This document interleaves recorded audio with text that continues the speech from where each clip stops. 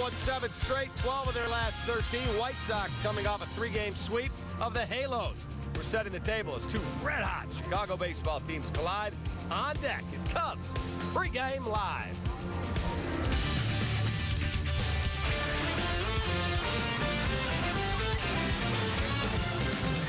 This is Fields Auto Group Cubs pregame live. Much room over there as Rizzo gets on the top. He makes a catch. Extra points for creativity. That was a thing of beauty. And a drive the other way. Cubs win. Cubs win. Montero does it. You can. Put it on the board. Yes. He makes the catch and then goes into the bullpen. Well, we've got some news for you. This play is under review. Home run, yes! You can! Put it on the board, yes! A ball! By Soto. High and deep. Gone! 2-run homer. Another 3-2. Called strike 3. Hector Houdini gets through the ninth. Cubs win, and they sweep them. There's he found it in this ball game.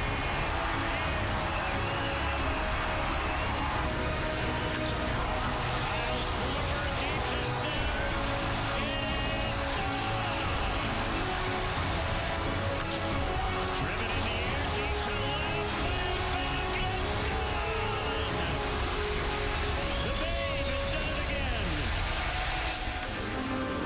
Welcome in to Cubs pregame live, brought to you by our fine partners at the Fields Auto Group. I'm David Kaplan with Belton Bill Melton, former White Sox great and 96 National League Rookie of the Year and former Cub Todd Hollandsworth. Cubs and the White Sox, round 2 of the Crosstown Classic.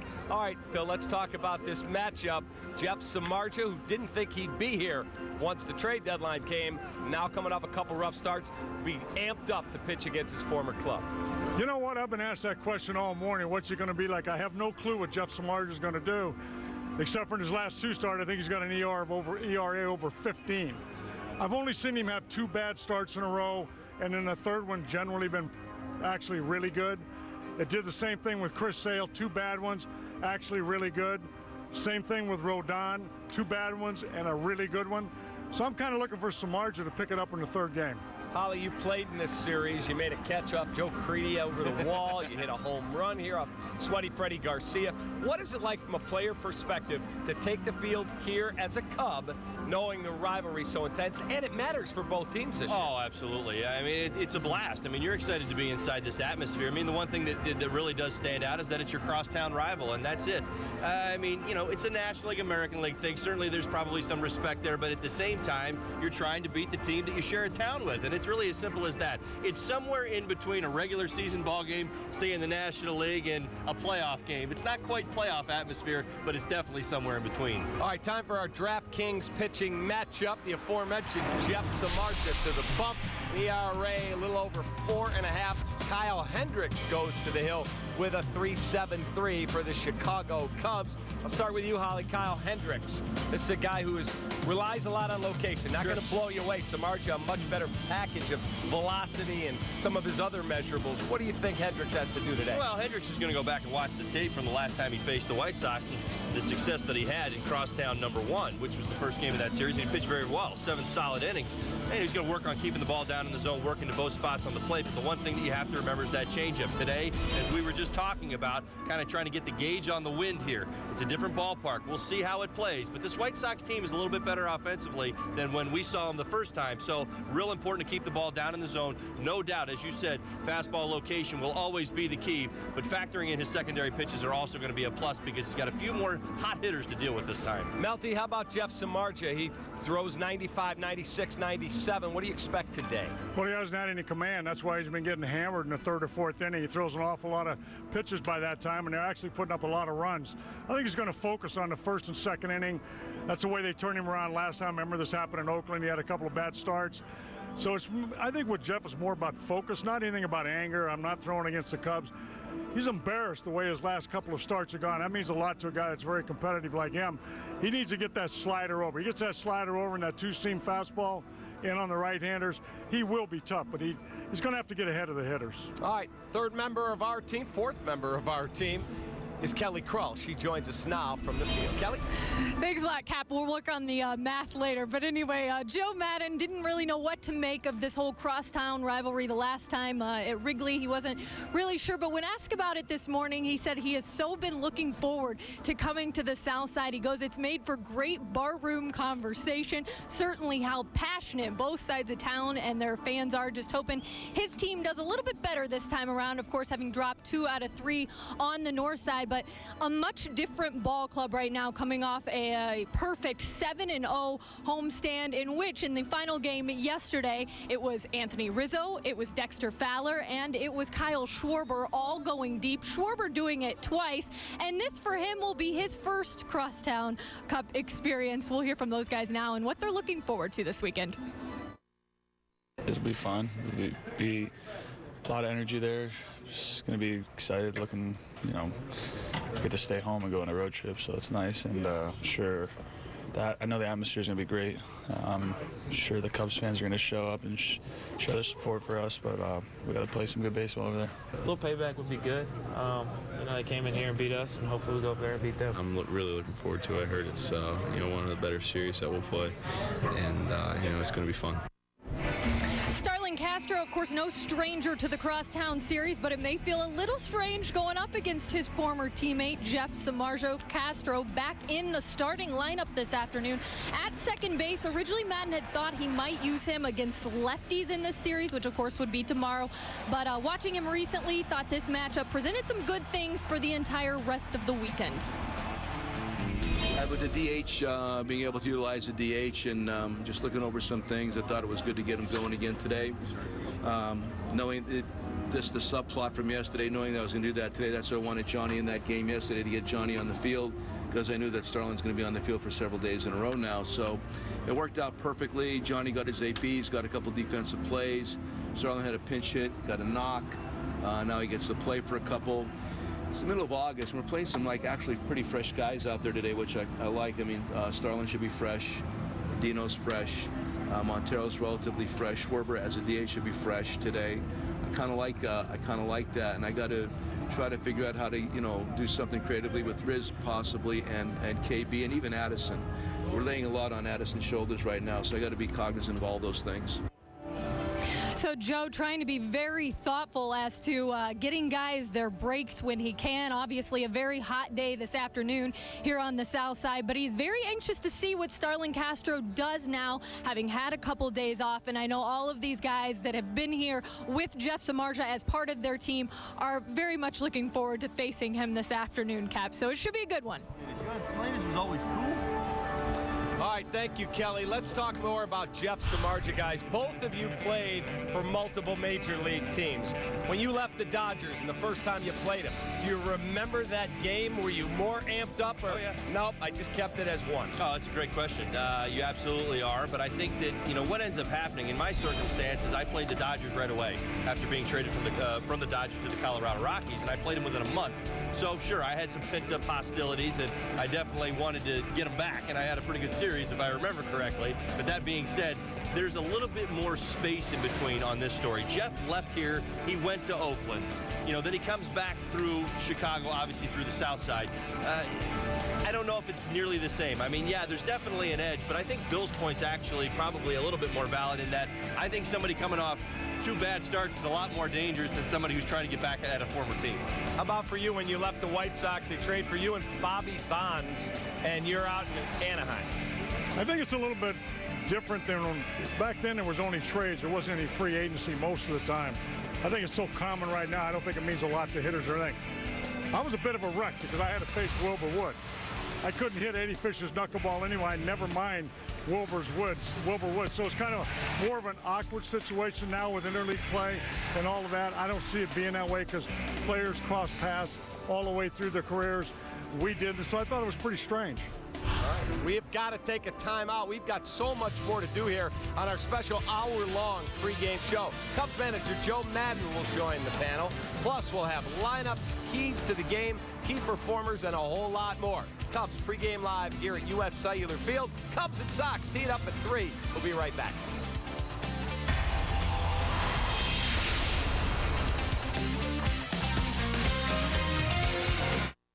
Cubs pregame live is presented by Fields Auto Group. Fields matters because you matter. See Fields first. FieldsAuto.com. There is a family feeling here. It is a comfortable car-related experience. Hello, I'm Dan Fields of the Fields Auto Group.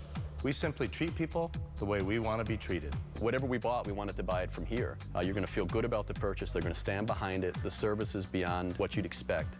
It includes our free loaners, free car washes, and cafes. It's all part of our Fields Matters program. It's just been a great experience, and that's why I've continued to come back. Fields matters because you matter.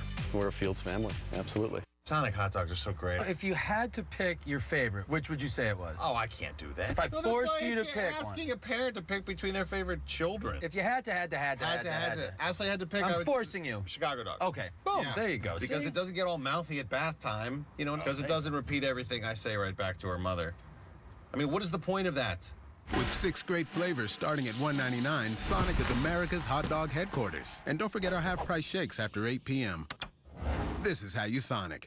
From the people who brought you underwhelming internet speeds and the people who brought you temperamental satellite television. Introducing underwhelming internet speeds and temperamental television in one. Welcome to the moment no one's been waiting for. The fastest internet and the best TV experience is already here with X1, only from Xfinity.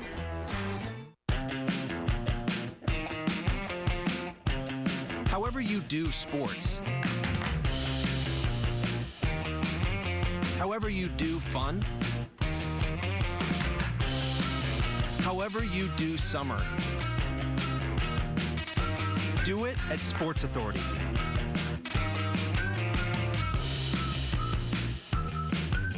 Shop thousands of great deals this summer.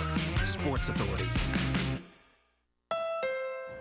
Jeffy1016 posted, "Worked hard, promotion, time to play hard. Hashtag upgrade my car." Congrats, Jeffy. Now's the time to hit the Honda Summer Clearance event. You can get a great deal on the Honda Accord from KBB.com's best overall brand. With rear view camera and text message reader standard, it's the perfect upgrade. Awesome. Go, Jeffy. Go, Jeffy. Hurry in to the Honda Summer Clearance event for a great deal on your new Honda. Rondon needs a strikeout. Not going to get it, though. Bonifacio tagging. Coughlin to catch. Here comes the throw. White Sox have the lead. Diving catch. Sanchez to end the game. So the White Sox steal game 1, 1-0. All right, Cubs and White Sox teeing it up here at U.S. Cellular Field. Round 2 of this crosstown rivalry. Jeff Samardzija, no stranger to the red line rivalry, hitting Paul Konerko in the face with a pitch that got away and giving up a home run to Gordon Beckham in a 3-2 White Sox victory back when he was a member of the Chicago Cubs. We'll be here with you till 3 o'clock, and coming up on our pregame, you'll hear from Joe Madden, Cubs lineup, White Sox lineup, and a whole lot more. But for now, more on the White Sox. Here is our Chuck Garfien. Hey there, Cap. The question with the White Sox, there's actually a couple of them. One is which White Sox team is going to show up today, and which Jeff Samardzija are we going to see? Because he had a stretch of 2 months where he only lost 1 time, and in that time he had gone 7 innings or more in 10 consecutive starts. But in the last 2 starts, he's given up 9 runs to the Yankees, 6 runs to the Royals, lasted only 4 2/3 innings, and now obviously is going up against his former team. That is a great storyline. But if you ask the White Sox about the Samardzija versus the Cubs angle, they don't want to go too far other than it's White Sox versus Cubs. That's big enough. No, I mean, You guys always talk about motivation and added motivation. There's plenty of motivation every day. You know, with Samardzija on the mound, we always want to compete our butts off for him, as we do Q or anybody else. But you know, I definitely think the fans do. I definitely think the fans believe that they want us to produce for Samardzija because it is his former team, and you know, he has a little bit extra in the bank for sure. I think the fans will think that as well. So if they want to play on that, they can. I'm sure in his mind, you know, to prepare, it's probably that way. I don't think he ever feels that way when he goes out on the mound. So, you know, for him, and I think for any guy that's been part of this, you realize it's different.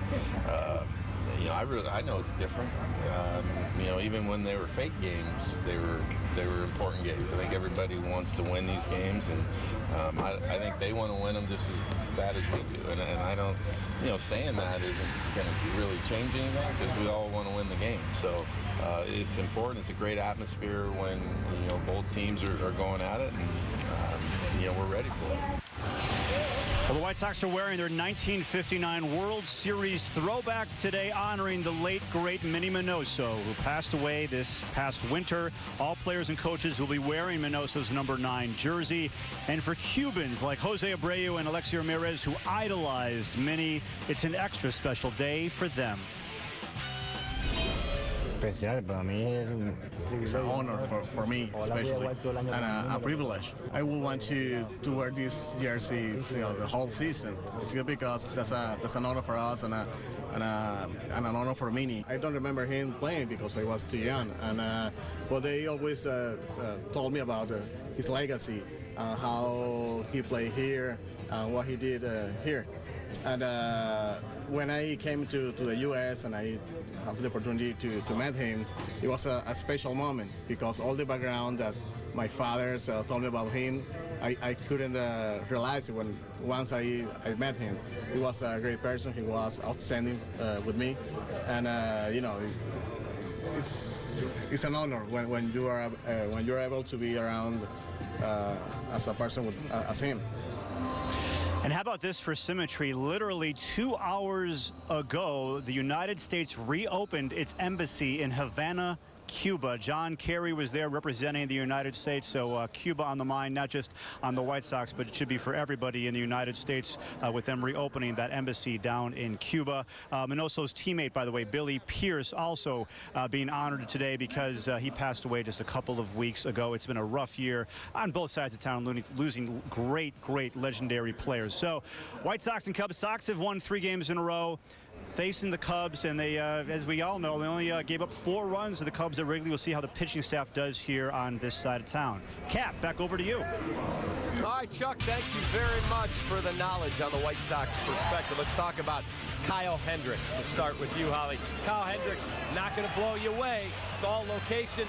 But this is a ballpark where the ball can fly. Well, it can. It certainly feels like it is today. Warm temperatures out here. We saw a little bit yesterday with the Cubs, and again, the weather here in Chicago, very warm. The ball seems to be jumping just a little bit. But we'll see. I mean, the key is always going to be for him keeping the ball down in the zone. He's not blowing guys away. Really doesn't want to expand the zone too much at the top of the zone. He will be effective down and in, low and in, lefties and righties, and again, factoring in that changeup to go along with it. You will also see the big curveball at times to get ahead. So again, to me, really, it's always about his fastball location and keeping that ball down in the strike zone. Bill, your thoughts on Hendricks, a guy who's pretty crafty, knows how to get that ball to sink and to paint the corners. What's key for him today? I think the problem with anybody that doesn't use velocity is the fact they've got to locate. So I think if he locates that off-speed pitch, we have a tough time, our hitters, with off-speed stuff, like a lot of Major League hitters do. But I see the White Sox enough to know guys like Jake Arrieta, if it's a tough slider to hit for anybody, really tough on the White Sox. I feel the same way with a changeup. If he's throwing it in the right counts, I think the White Sox will have a problem. If he doesn't, we got a lot of guys, 3 of them in that lineup, that can go to right center field and they're right-handed hitters. So if he wants to throw it down and away, that'll be fine. All right, let's take Get a good look. Then get in on the Wrigleyville Sports. It'll be Adam Eaton at the top, playing center field. Tyler Saladino, Abreu, Cabrera, Garcia, LaRoche, Ramirez, Sanchez, and Soto. Let's talk Jose Abreu. This guy is the real deal, Melty. Yeah, I think what I like about him is he does go into slumps like every good hitter does, but he doesn't stay in them too long. You know, he doesn't worry about it. He likes to go to right field an awful lot. but primarily up the middle. That's what he really likes to do, is go up the middle. And then if you're going to pitch him inside, he'll pull you a little bit. He's got an awful lot of power, dead center field, right center field. So I feel very comfortable that a guy like that generally doesn't go into a real prolonged slump because he doesn't mind going the other way. He can hit the breaking ball if it's in a good spot. Can't hit it, just like anybody else. You make mistakes, he'll jump on it. I think he's pretty much stayed around 300 the whole year, and I think Todd agrees. Consistency for a hitter in the lineup is by far the best ingredient. How about Melky Cabrera? Here's a guy who got off to this awful start, and he's a professional hitter. He's brought in to do a job and wasn't getting it done. And the last month, 6 weeks, he's been outstanding. Well, right, certainly put on it. I mean, put the point here in Chicago, no doubt about it, with the struggles that he was going through, and I think a lot of that offensive woes the White Sox were going through were squarely put on his shoulders. I'll tell you what, he's found it from both sides of the plate, but the one thing that really does stand out is how he's a gap-to-gap hitter, and he really is playing that game right now. I've watched a lot of baseball, a lot of Melky Cabrera lately, and, you know, his swing path is so much better than it was early in the season, and just his ability to stay through the baseball. He's still a very aggressive hitter. He's not a guy who's going to take a walk, but if you make a mistake right now to Melky Cabrera, he will make you pay for it. Bill, your thoughts on Melky, because the Milkman has turned it on as of late. You know what he has, and what I see a lot of times is he hits pitchers' pitches. In other words, he's a very good breaking ball hitter. I'm talking about that 12-6 curveball that drops about knee high. For some reason, he hits vicious line drives with that pitch. So he's a tough out. He can hit good pitching, and as of late in the last 3 or 4 weeks, he hasn't missed anything. But I like him because he can hit from both sides. He hits from both sides in the gap. He doesn't look for power from one side or the other, but he's probably the best breaking ball off-speed hitter we got in that lineup. Yeah, I found it rather shocking at the slow start that went so long for him, because he is such a good hitter. Yeah, he's a good hitter. All right, we've got to take another timeout. When we come back, you'll hear from Joe Madden, the Cubs fine manager. He'll join the panel. That's next on our Cubs pregame live, brought to you by the Fields Auto Group. Be right back.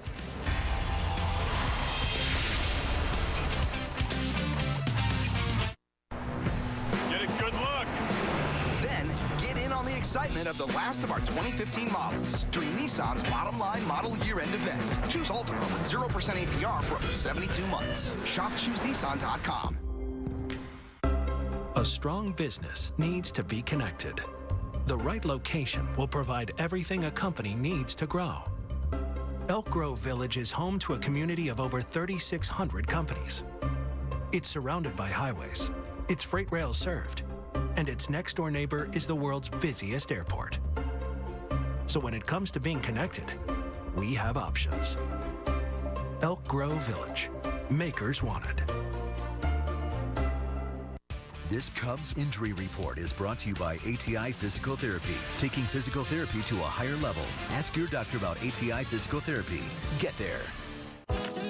What up, peeps? It's Gabe. And Babe. And today we're talking about mobile plans the real way. Why? I'm at the coffee shop on my Walmart Family Mobile Unlimited plan. It's unlimited talk, text, and data. We could do this all day with 4G LTE speed. Hi, baby. Because we move fast. You want to go to the park, buddy? And at $29.88, it's the lowest price unlimited plan that includes 4G LTE. It's the real plan For real people. with real savings. Save money. Live better. Walmart. Get a good look. Then, get in on the excitement of the last of our 2015 models during Nissan's Bottom Line Model Year-End event. Choose Central with 0% APR for up to 72 months. Shop ChooseNissan.com. Menards has the sale that lets you save big on over 65,000 items. So get ready, get set, and save with an 11% rebate on everything. Hurry in and save big, because now is the perfect time to save on all of your projects with an 11% rebate on everything, including sale prices. That's savings on top of savings. Get everything you need with an 11% rebate going on now. 40 years, 6 generations, one feeling. Here's to the original sports sedan. BMW 3 Series. We only make one thing, the ultimate driving machine. Lease a BMW 320i xDrive sedan for as low as $389 a month with 0 due at signing. That ball's hit hard by Arrieta. Got him. Yes, he did. Today, Jake Arrieta on a two-hitter gave up a run in just his second complete game of the year, but he was just overwhelming. Welcome back into Cubs pregame live, brought to you by the Fields Auto Group. I'm David Kaplan with Todd Hollinsworth and Bill Melton, and we're joined by Cubs manager Joe Maddon. Joe, you took the job. I remember seeing you at your press conference. You said, we're thinking about playoffs right now. Your club is in great position. How do you feel like things have come along this quickly? Well, you got to think that way, first of all. Really pleased with the progress we're making. A lot of the young guys are making the transition rather quickly.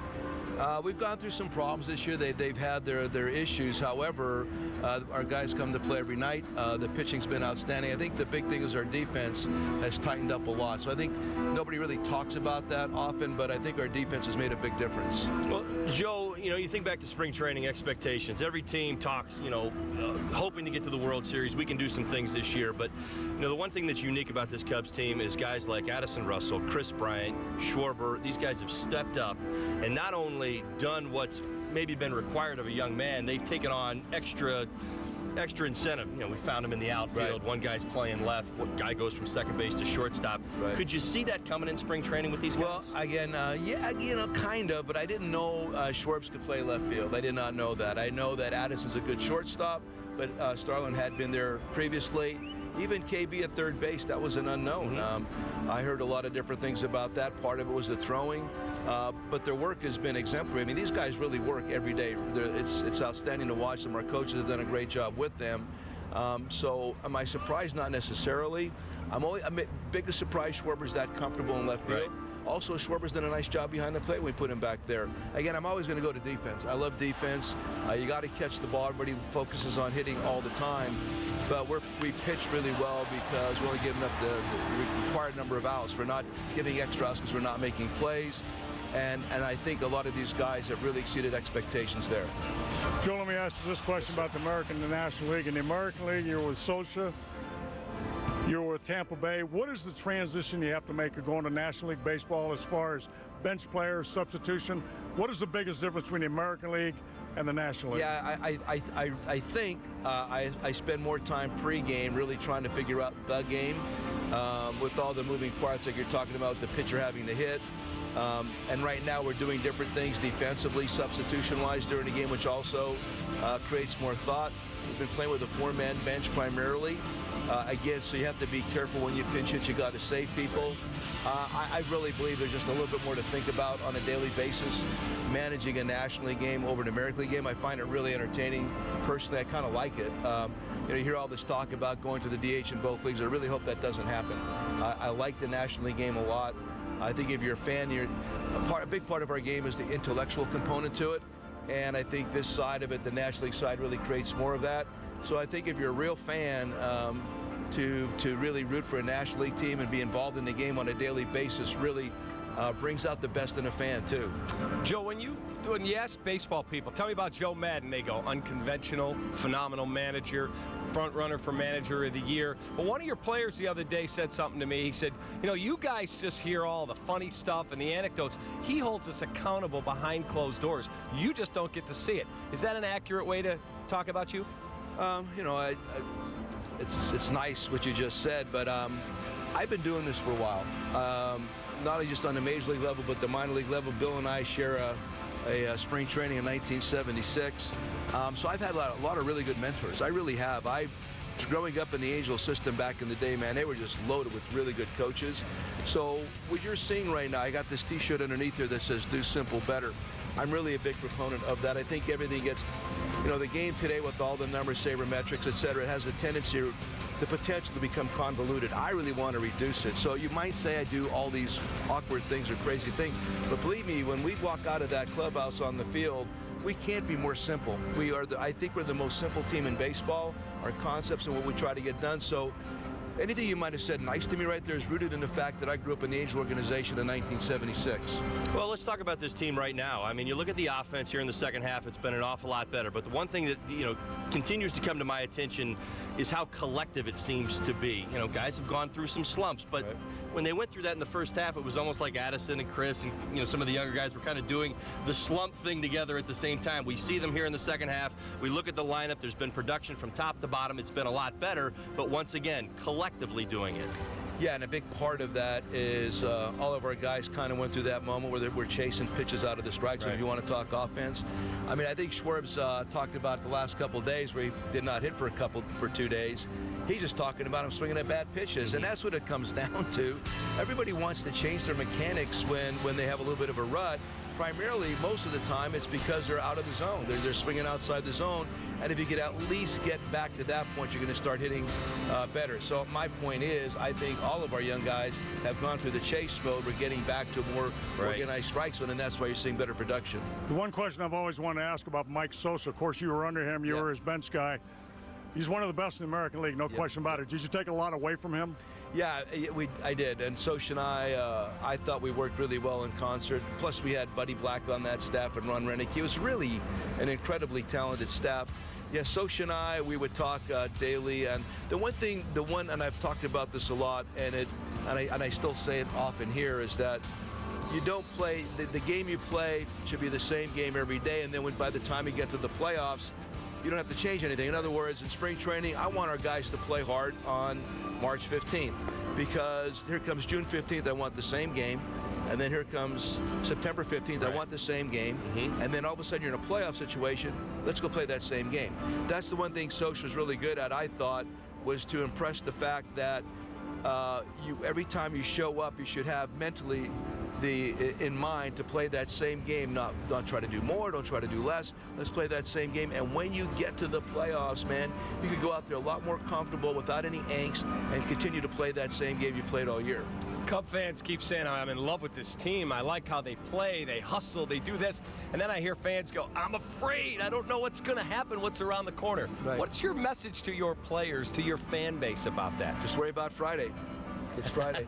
Just worry about Friday, man. I mean, why? I mean, anxiety lives in the future always for all of us, whether it's in a baseball sense, whether it's just in your personal job, as a school teacher, whatever you may be doing, anxiety always lives in the future. If you take care of the seconds, the minutes, hours, and days will take care of themselves. So worry about Friday. That's all I'm worried about. Believe me, I jotted down a little bit of a lineup for tomorrow because I got a DH to play with right now. But I know we're playing the White Sox. I know it's big for the city of Chicago, but the biggest thing is that we win on Friday. All right, before we let you go, you hung out with that guy, Bill Melton, at spring training. You're telling some interesting stories. He has some interesting stories. Well, yeah, I mean, my first spring training was '76. He was with the Angels at that time, and I don't know, we had like a little discussion among the hitters at the cafeteria one day. Him, Bobby Bonds, Willie Mays Aikens, John Daugherty. There was a left-handed hitter in there also. I can't remember his name. But anyway, I'm in the audience, and I'm a young player right there. And Bill talks about the one little thing that I took away that really helped me a lot was just to, when in doubt, just take your shoulder back at the front shoulder, lead it back at the pitcher, stay through the middle of the field. And I mean, I see him here today, and it's the first thing I thought about. So it's incredible what sticks. When you're out there talking to kids, understand that you can make an impression. An example like that really makes me understand. You probably remember that. What the heck was this guy talking about? He hit 208. What does he mean keeping his shoulder in, going up the middle? And aren't you glad you didn't listen? Look where you are now. Yeah, I mean, I'm very fortunate. Yeah, I'm such a horrible baseball player doing this right now. There you go. Joe, thank you for your time. My pleasure. Joe. Thanks, Joe. All right, have a great weekend. Thank you. There he is, Cubs manager, Joe Madden. All right, time for our Wrigleyville Sports Cubs lineup.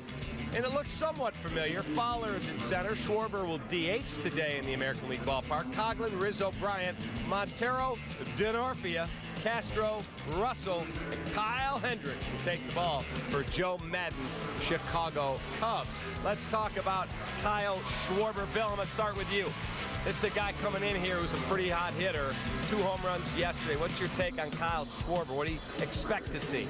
You know, actually, I've never seen him hit, so I don't have a whole lot of input except for I'm sure there's some video of the last 5 games he played. we got some veteran pitchers. I'm sure they'll exploit whatever his weaknesses is. Sometimes when you come up here early, you don't think about anything. It's when you start thinking when you run into a lot of trouble. I think we'll probably have a tough time with him. He's a left-handed hitter. You got a right-handed pitcher. If he's turning the ball over, that's the only way you'll probably get him out. I haven't seen that much of him. How about your thoughts? You've watched a lot of him, as have I. You look at this guy, he looks locked in. Well, he's definitely locked in. I mean, his approach to the plate's been outstanding. Uses the entire field. Great balance at the plate. A lot of similarities, a lot of comparisons we can throw out there. He's only got about 100 at-bats worth of big league time, but I'll tell you what, this guy has really become a leader, a quiet young leader in a young team clubhouse. It's been pretty impressive. The one thing that stands out, I mean, this is a team, think back to when he was called up the first time. This team was 6 games over 500. Then he went back down again for a period of time. Then he came back up. When he came back up again, this team was 6 games over 500. They're currently 17 games over 500. You want to talk about the impact that he has had on this lineup and on this team. There's no doubt he has had a significant role to play in that 2 spot in the lineup. He's hit with consistency. He's made guys in the lineup better. Let's talk about Anthony Rizzo. Here's another outstanding hitter. Bill, you've seen a lot of him, but he's a guy locked in as well, and he's become the face of this team. Well, he's a guy that apparently has made a batting stance change by standing on top of the plate. Doesn't care if anybody hits him or not. It's a good way to cover the plate, but you're right. He's become a lot better hitter from last year to this year. It's a guy that really doesn't give it on the plate. He's got the power. You know what? They traded for him. He had kind of an off year, but I think they knew what they were going to get from him. And right now, he would be your leader on your ball club, hitting third in that lineup. He's your guy that's probably the most consistent, I would say. I haven't followed you day in and day out, but to me, when you're hitting pretty close to 300, you're pretty consistent. Well, I tell you what, you know how I feel about Anthony Rizzo and the work that he's done throughout his career. I mean, we've seen him do it. It's been a fun story to watch. You're right. That's a great adjustment. You know, it's a great point by Bill right there, talking about getting a little bit closer to the plate, but it's words like fearless that come to mind for me. You know, he was willing to make that adjustment and stay in there. Most guys aren't. I mean, when you put your back foot on that back line that close to the plate, you know you're going to get hit a few times. Anthony Rizzo hasn't missed a game this year. I mean, that's the kind of guy that we've got as a leader on this team. Yes, he's young. Yes, he's still growing. Yes, he's still learning. But I don't think anybody debates who the leader of this clubhouse and this offense is. All right, let's take a look at the wild card standings. Both teams are in the hunt. The Cubs obviously leading for the second wild card, and they have a nice healthy lead over the San Francisco Giants. And they are trying to run down the Pittsburgh Pirates, who are a game and a half in front, while the White Sox, yesterday was an off day. The Angels won at Kansas City, so the Sox sit 5 games back of that second wild card. But Melty, both teams know that this has great impact on this run to try and get to postseason play. Well, the last 50 games are always the toughest. Those are the ones. We're 5 back with probably 8 teams to climb over. I think the 8 teams we got to climb over, 4 of them are pretty bad. So if we can play consistent baseball and hit the ball better now than we did in Wrigley Field a couple of months ago, I think there's a chance that we could actually, people could come out in September and say, oh, you're only a couple of games back in a wild card. Make it meaningful baseball somewhere, whether you win it or not. But if we drop any lower than this, it's too deep of a hole, I think, to get out of. Well, the Cubs, I'll tell you what, we've made this fun again. You know, here's the thing. You know, a few weeks ago, we were looking all around to say, who are we competing with? Who are we going up against? The San Francisco Giants, the Pittsburgh Pirates, the Cardinals, anybody else you want to bring into the conversation, even maybe the Diamondbacks, if you will. The great thing about what the Cubs have been able to accomplish over the last few weeks is they've been able to create a narrow vision. The narrow vision is win today. It's what Joe Madden says. It's exactly what they need to do. It's not because they're young. It's because they don't have to worry about anybody else. They're in right now. Sure, the goal is to get past Pittsburgh, and then it's to get past St. Louis, but one step at a time. And the first step is going to be today and going out there and winning a baseball game. This team has adopted that approach, and it's worked. They don't have to worry about who's behind them right now. Just take care of business. All right, got to take a timeout. We come back. We talk to the fine executive VP and general manager of the Chicago White Sox.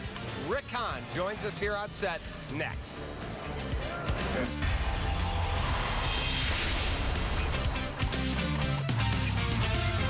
There is a family feeling here. It is a comfortable car-related experience. Hello, I'm Dan Fields of the Fields Auto Group.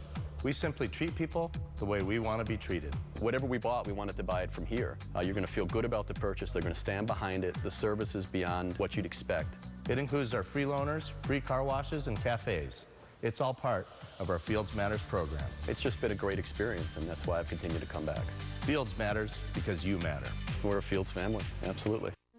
Chicago's favorite spot for prime steaks, the freshest seafood, and world-famous Florida stone crab. Come on down to Joe's. The Stanley Cup is back home in Chicago, and Wrigleyville Sports has all your Blackhawks championship gear. Hundreds of Stanley Cup champion items currently in stock and more arriving daily. Get the official locker room cap and t-shirt now at WrigleyvilleSports.com. Buy online and any size order ships for just $4.95. Orders over $100 ship free. Visit us at WrigleyvilleSports.com or pick up at our locations in Bensonville and across from Wrigley Field. It's our summer celebration at National Tire and Battery. Now save up to $200 on 4 tires. Get $100 off instantly, plus another $100 off after rebate when you use your NTB credit card. Choose select in-stock Goodyear, Continental, Cooper, Nitto, and more. Buy 4 tires and get up to $200 off. National Tire and Battery. That's all you need. Hey, Ralph Punzel. Oh, hey, Ronnie. Where are you headed? Great Clips. You're getting a haircut? I checked in already. Using their online check-in. Online check? It saves you time. You're getting a haircut. Why? Thinking about applying to astronaut school. That's cool. Okay, I'll see you, Ronnie. Next time, save time. Download the online check-in app today. Great Clips. It's gonna be great. Matt posted, Hashtag TBT. Loved this car until I was upside down on my payments. Hashtag expensive fad. Wow, you've aged great. Find a car to match, like the Civic at the Honda Summer Clearance event. With a rear view camera and text message reader standard, it's as modern as they come and won't break the bank. It needs flames. Please ignore him. Hurry in to the Honda Summer Clearance event for a great deal on your new Honda.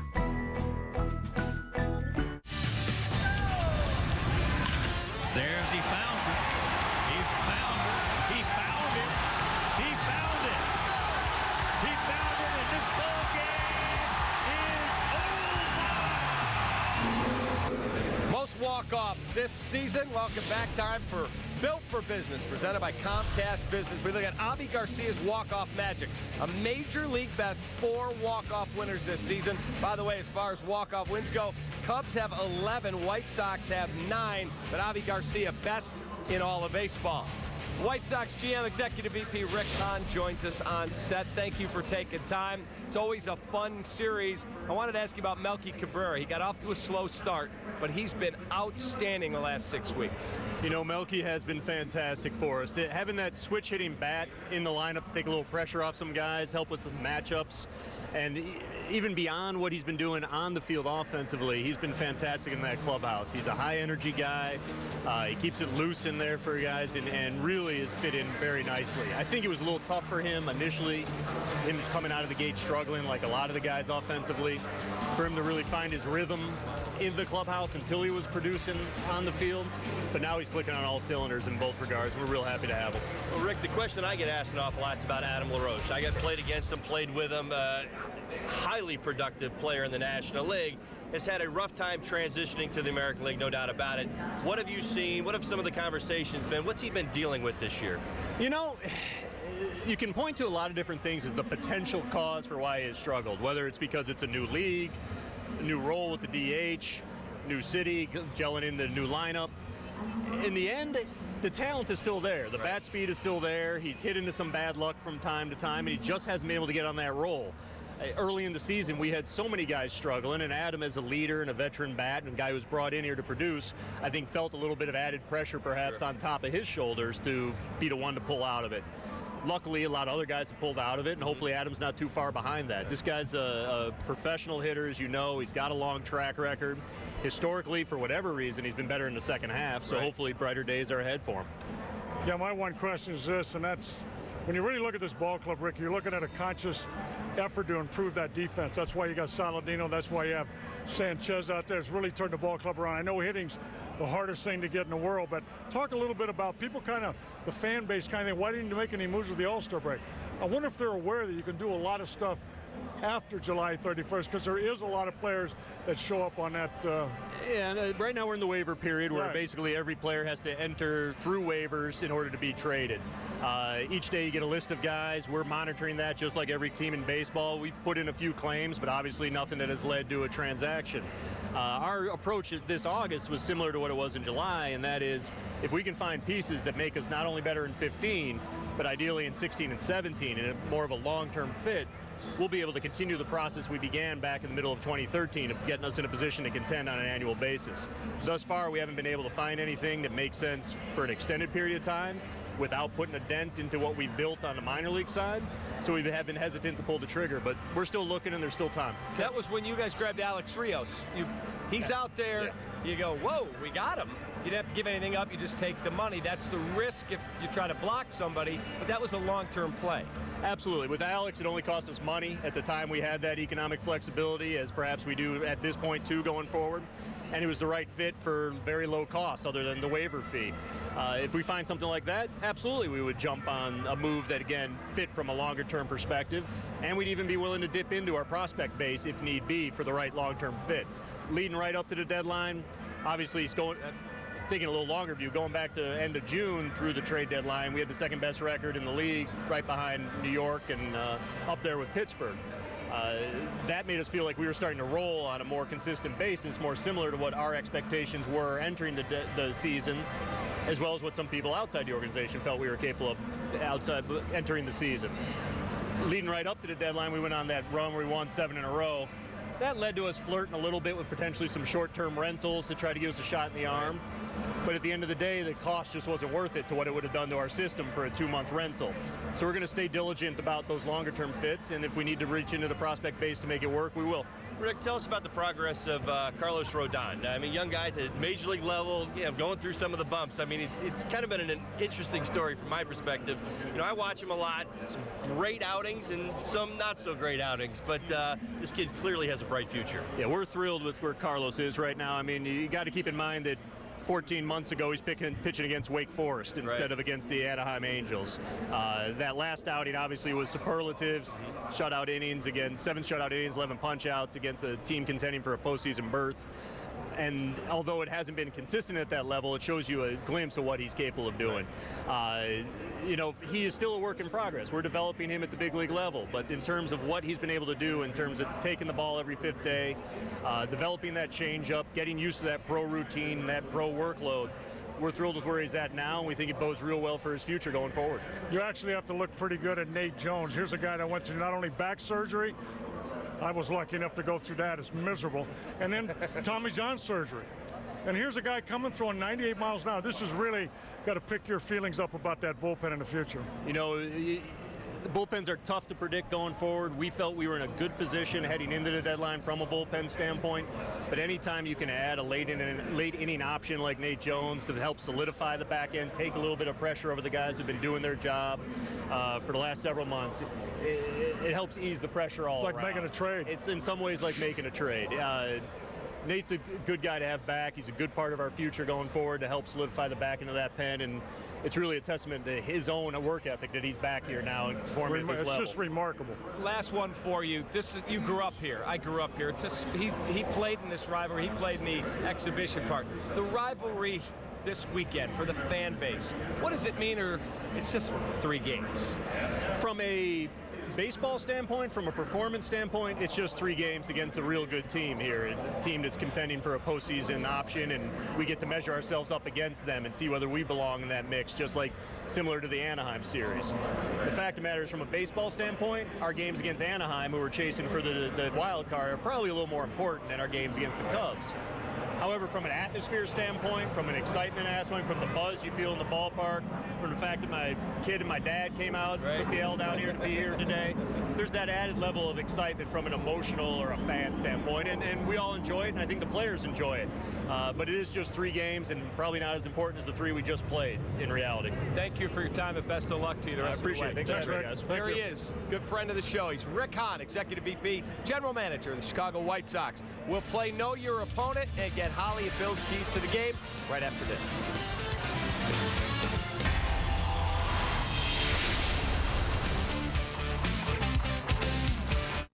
This program on Comcast Sportsnet is brought to you by Prism. Now your team can collaborate at a whole new level with video walls from Prism. Learn how at prism.com. Get a good look.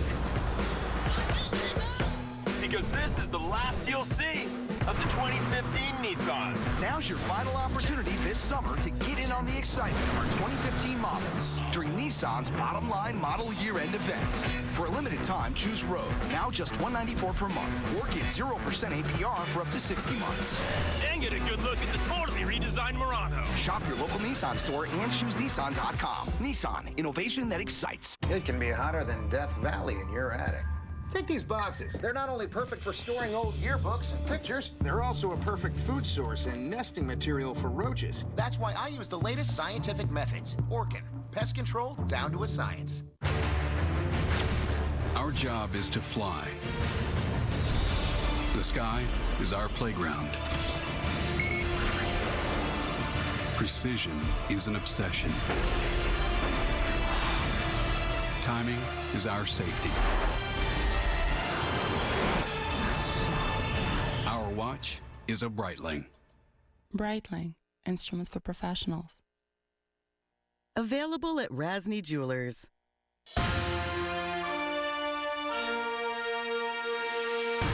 At DirecTV, we believe being ranked #1 in customer satisfaction is cause for celebration. We believe being named one of the greenest companies in the world highlights our enduring commitment to the environment. That winning 7 Emmy Awards in technical achievement showcases our innovative spirit. Each day we redefine what DirecTV can be, because we believe there's no place for ordinary when you entertain the extraordinary. Don't just watch TV. DirecTV. Gerald Hyundai moves you forward with a full line of the most fuel-efficient, affordable cars on the road. And we make it easy to save big on your favorite models. Get 0% financing for 60 months on all models to qualified buyers. Drive home today in a new Gerald Hyundai, all backed by the Gerald exclusive lifetime warranty. Unlimited time, unlimited miles. There's an exciting drive ahead only at Gerald Hyundai. Gerald Hyundai at I-88 and Orchard Road, or visit geraldhyundai.com. And he does, and there's his first major league hit, and that's going to get a gapper. So he's going to turn it on. He's going to move on into third base with a stand-up triple, and it's 1-0 good guys. There it is.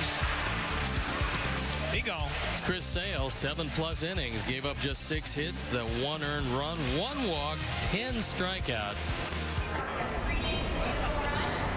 White Sox have won 5 of the last 6 crosstowns, leading 2-1 this season. Cubs only win in the last 8 seasons with a 4-0 sweep in 2013. Let's see how well the Cubs know the Sox.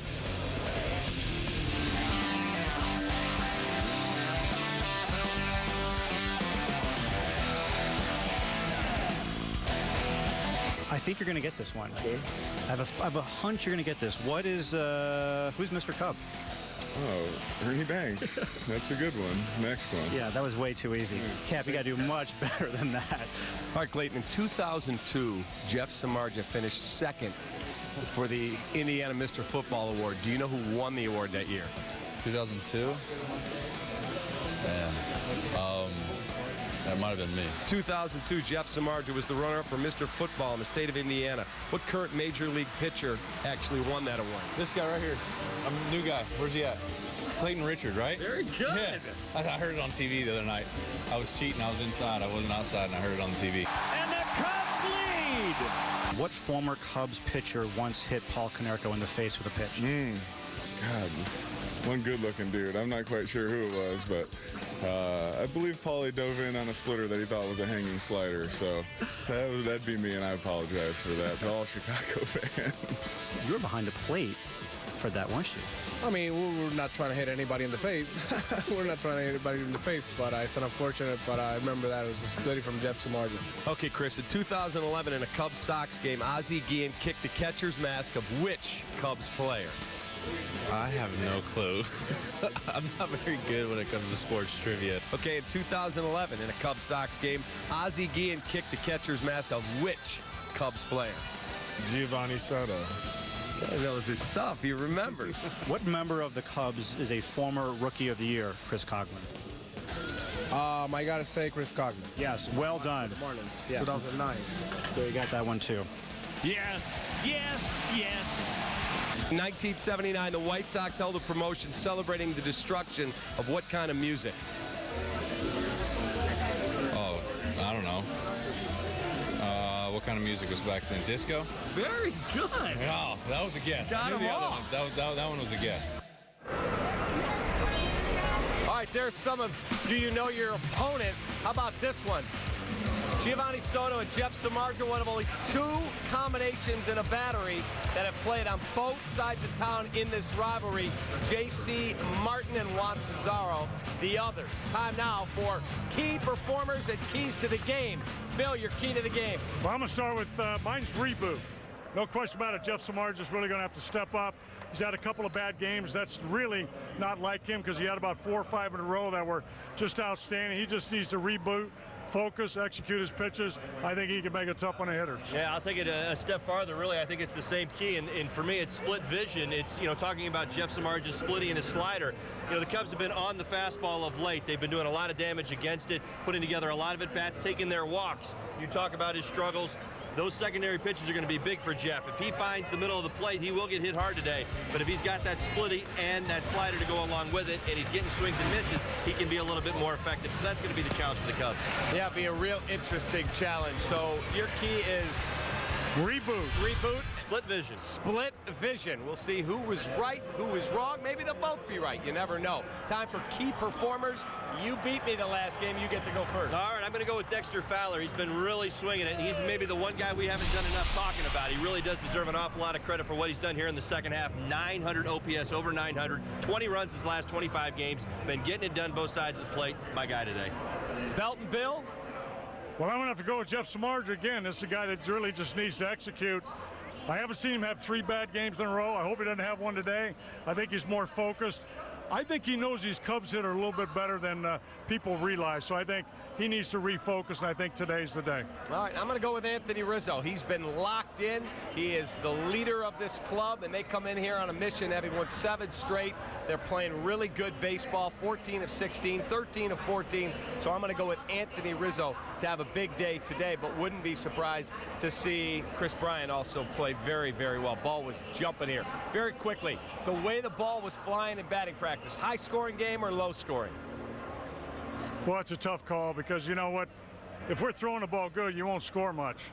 But I don't know how we're going to be throwing. That's the question. But the ball will fly out of here today. So if you elevate it, it's a home run. Well, let me say this. We talk about Crosstown, the first round back in July. There was 11 runs combined by both teams in 3 games.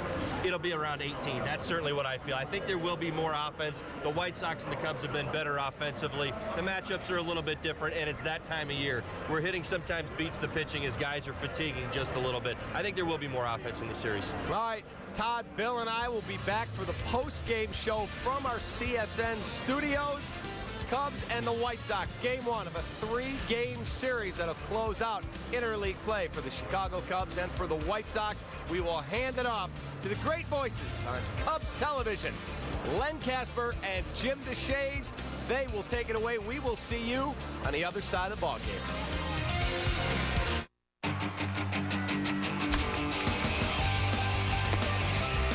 Brian Bearhand, great at bat by Soler. High drive. Rizzo save. Caught by Russell. Struck him out. What a moment for the kid.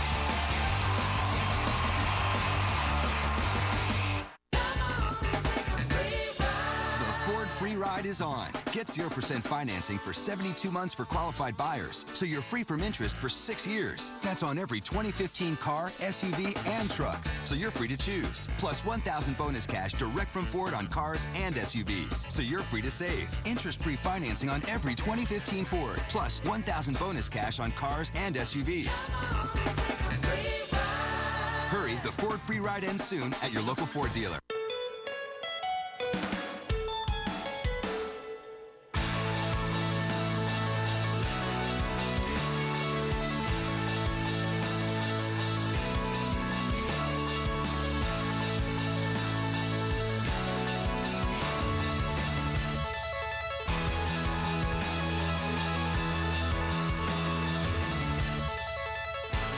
amazing Cascade video walls from Prism. Learn more at prism.com.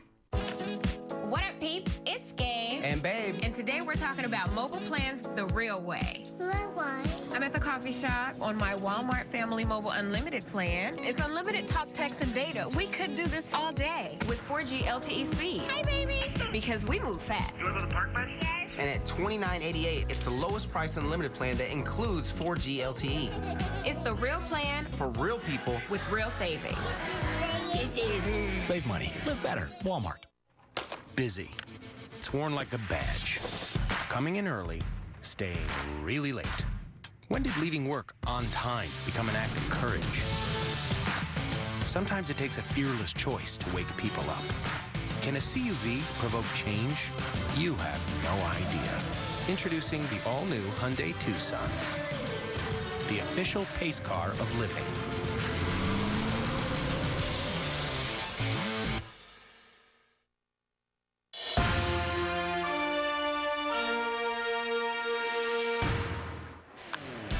The Cubs concluded a perfect homestand with an air show on Thursday. Now the hottest team in Chicago commutes to the south side to face the Shark. The Crosstown Cup continues.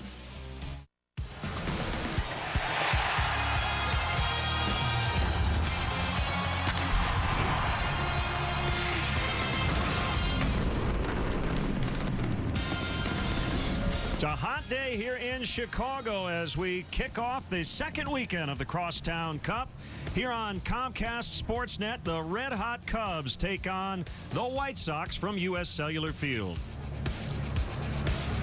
Great to have you with us for Cubs baseball here on CSN. Along with Jim DeShays, I'm Len Casper. The White Sox have won 3 in a row. The Cubs coming off a perfect 7-0 homestand. Yeah, every day it seems like a different theme for the Cubs. One night it's the pitching, the next day it's outstanding defense. Yesterday it was a little bit of everything, including a lot of home runs. 5 times the Cubs went deep yesterday. We look at the numbers for the 7-game homestand. A perfect 7-0, 259 batting average. They were able to work walks, hitting the ball out of the ballpark. The pitching has continued to be very, very good. Kyle Schwarber has been such a great story. Remember, he came up in June to be the DH in American League Parks. He's caught. He's played left field. Wherever he's played, he's hit. Yeah, and he's proven to be very resilient, too, because starting with the last game of the Giants series through the first 2 games of the Brewers series, he went through a little bit of a funk. He was 0 for 12, and I thought, man, is this kid going to start to press a little bit? Comes back yesterday, hits 2 jacks, and check out these numbers. 31 games as a big leaguer, 330 batting average, 8 long ones, 25 driven in. Now, the series in July, White Sox took 2 of 3. It was dominated by good pitching. 11 runs were scored combined, so we expect to see good pitching this weekend. And a matchup of righties today, Kyle Hendricks for the Cubs. Jeff Samardzija will face his original team for the first time. He's got to be amped up. Oh, you know, Jeff, he's always amped up. He's going to have a little extra juice flowing here today. You look at his numbers with the Cubs, then traded on to Oakland last year, pitched well for the A's, and has been pitching pretty good of late up until his last 2 starts. He really got thumped last 2 times out, and that ERA has ballooned up to 4.62 on the Shark. Hendricks looks for his 3rd consecutive win, and when we return, Patrick Mooney will sit down with Cubs rookie shortstop Addison Russell as we get set for the Crosstown Cup coming up.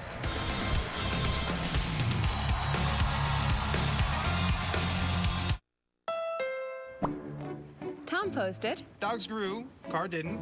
Hashtag Great Dane problems. Wow, how old are they? 8 months. You're gonna need a CRV, and you can find a great deal on one at the Honda Summer Clearance event. The CRV is Motor Trend's 2015 Sport Utility of the Year and a 2015 IIHS Top Safety Pick. Oh, he likes it. Perfect. Hurry in to the Honda Summer Clearance event for a great deal on your new Honda. It's the Gerald Kia Grand Opening Celebration. Come and share in our celebration as we open new doors on Aurora and Ogden Avenue in Naperville. We're celebrating by giving you the biggest discounts of the year with the largest inventory in Chicagoland, backed by Gerald's exclusive lifetime warranty. Gerald Kia will serve you better. Come test drive a new Kia today and see why Gerald Kia is the 2015 National Dealer of the Year for excellence in customer satisfaction. Come in today to celebrate the grand opening of the all-new Gerald Kia of Naperville. When it comes to fulfilling our customers' expectations, Gerald Subaru of North Aurora has earned a reputation for excellence. We're one of an elite group of Subaru dealers awarded the Subaru Stellar Care Award for excellence in customer satisfaction. Gerald Subaru of North Aurora has one of the largest Subaru inventories in Chicagoland, which means you can drive home today in the Subaru of your choice. Plus, all Gerald vehicles are covered by an exclusive lifetime warranty. Gerald Subaru of North Aurora is dedicated to you. Gerald Subaru of North Aurora is always a better deal, I guarantee it. Cubs baseball on Comcast Sportsnet is brought to you in part by your Chicago area and Northwest Indiana Lexus dealer, who invites you to test drive a Lexus today. Blue Cross and Blue Shield of Illinois, through it all. AT&T Uverse. Find out what's possible with AT&T. Call 1-800-PIC-ATT, mobilizing your world. Ford. Check out America's freshest lineup at your local Ford store or at localfordstores.com. And by Southwest Airlines. Book your low fare now at southwest.com. Make sure you follow Patrick Mooney, our Cubs insider, all season long here on CSN. Brought to you by Nationwide agent Jeff Vukovich. Visit Jeff at jeffvuk.com. Nationwide is on your side. Addison Russell, the Cubs shortstop, chatted with our Patrick Mooney a little earlier today, and Patrick asked him about this great run the Cubs are on. We're competing right now, and that's all we all need to try to do is just compete, just come out here every day, just give 110%. You know, some days you're not going to feel good, but you just have to push through it and do what's best for the team. You were involved in that huge Jeff Samardzija deal a couple of years ago. I mean, when you got traded, did you have a timeline in your head of, you know, being the shortstop here, being, you know, the Cubs being in that playoff position? How did you see that unfolding, and has this kind of lived up to your expectations so far? No, I didn't see any of this stuff. I really wasn't even expecting to be up in the league this year. You know, it just kind of goes back to my work ethic. You know, I just try to get better. And then the Cubs that gave me this opportunity, you know, just trying to take full advantage of it, you know, as everyone is. It's been a hard year this year, you know, but things are looking up. We're trying to compete, and we're winning. So I'm really excited about this next series. You know, facing Samardzija especially, it's going to be a pretty cool experience because Head is a guy that I got traded for, and it's going to be pretty cool. Moving back to shortstop, is there any issues in that, or do you immediately kind of pick that right up again after playing it, you know, basically your whole life until maybe like early April, something like that? You just have to dust off the cobwebs, I think. I think that's my natural position. I believe that I could be even better there. You know, just got to get better. I like second base as well. I don't mind playing there at all, but I think shortstop's my main position. Well, Russell in the lineup, his double play partner today is Starlin Castro. Makes his first career start at second base. Cubs and White Sox. The Crosstown Cup continues next on CSN.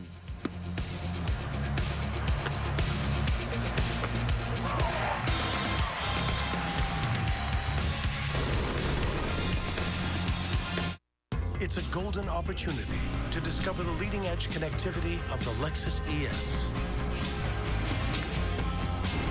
With available technology to help you find just what you're looking for. Come in to the Lexus Golden Opportunity Sales Event, where you'll find some of the best offers of the year on our most luxurious models. Lease the 2015 ES350 for $329 a month for 36 months, and we'll make your first month's payment. See your Lexus dealer. I love shopping at Binny's Beverage Depot. Where else am I going to find almost 9,000 wines like Crozets, Hermitage, Erdenier, Treccin, and my personal favorite, Montepulciano di Abruzzo. I can't do better than that. If you can't find it at Binny's, it's probably not worth drinking. Hurry into the Lowe's Summer Savings Event for great deals, like $5 to $20 off paint and primer, select stain and sealant, and resurfacers. Plus light bulbs only $4.98. Don't miss out on summer's biggest savings at Lowe's. From the people who brought you underwhelming internet speeds and the people who brought you temperamental satellite television. Introducing underwhelming internet speeds and temperamental television in one. Welcome to the moment no one's been waiting for. The fastest internet and the best TV experience is already here with X1, only from Xfinity. Cubs Southwest starting lineup against, in many cases, a former teammate. Not in the case of Dexter Fowler. He'll be the leadoff man in center. Kyle Schwarber, the DH. Chris Coughlin's in left. Anthony Rizzo at first. Chris Bryant at third. Miguel Montero with the game-ending homer a couple of nights ago. He's going to catch. Chris Denorpia in for Jorge Soler in right. Starlin Castro first of what may be 4 consecutive starts. Lefties coming up the rest of this series. Addison Russell, the shortstop, and our pregame guest will hit ninth. White Sox defensively, Cabrera, Eaton, Garcia, left, center, right. Saladino, Ramirez, Sanchez, Abreu, third to first. Former Cub does the catching. That's Giovanni Soto. And Alexis pursuing perfection starting pitcher for the White Sox. Also former Cub. You know him well. Jeff Samardzija, the starter for the Sox here this afternoon. He's out there for the 24th time. 8 wins, 7 losses. A 4.62 ERA. He gets a 2.66 against Jeff. Fastball, cutter, slider, splitter. And keep an eye on this very first inning. He has really struggled in the first inning of his starts. Kerwin Danley will work the plate. The crew chief is Joe West at first. DJ Rayburn is at second. Clint Fagan at third. And as you've noticed, these teams wearing throwback uniforms, as they did in the Sunday game at Wrigley Field, honoring the late Ernie Banks, Minnie Minoso, and sadly Billy Pierce passed away since the last time we saw the White Sox. So they're wearing their 1959 uniforms with the number 9 honoring Minnie. Billy Pierce, the number 19 patch on their uniforms the rest of the way as well. And a strike from Samardzija to Fowler. And if today's Cubs leadoff man gets a hit, Vinny's Beverage Depot will donate $100 to Make-A-Wish, Illinois. Really like the Cubs late 50s throwbacks, these roadies they're wearing today. Pretty sharp. Yeah, they're sweet. It's a hot day. 93 degrees.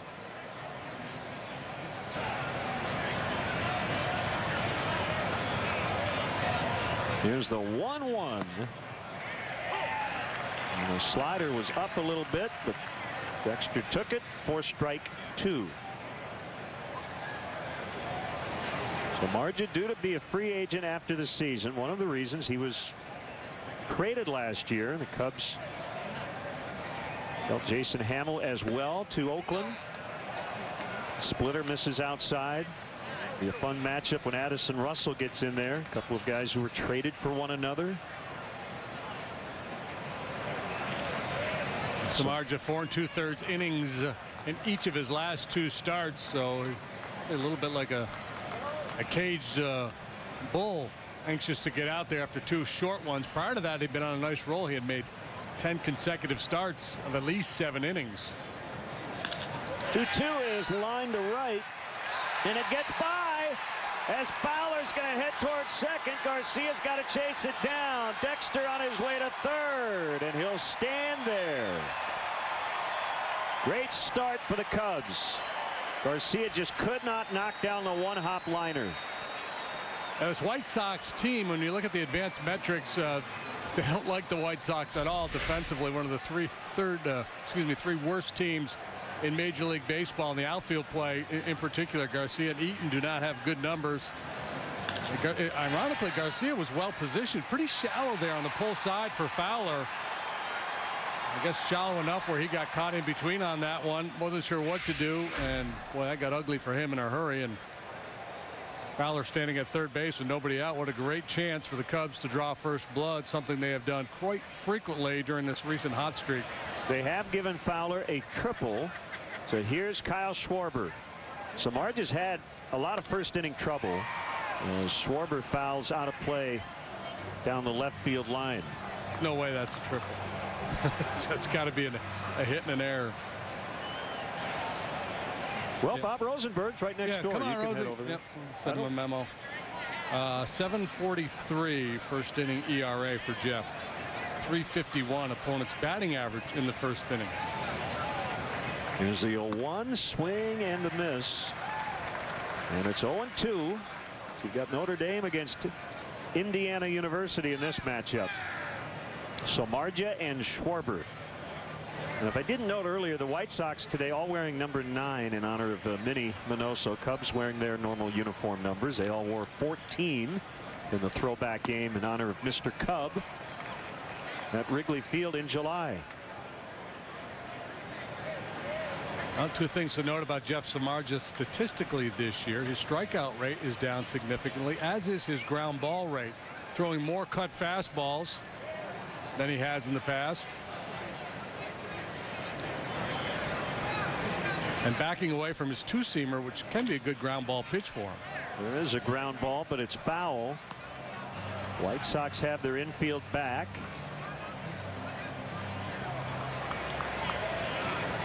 Triple by Fowler, his 6th of the year.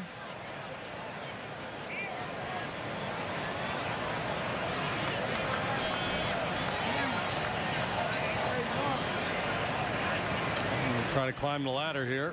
Whoop, little change of face. How about that? Soto coming out of his crouch. Yogi Berra mode. Let's see how Rosie scored that one. Ooh, that is. But to keep your head down, though. A painful error.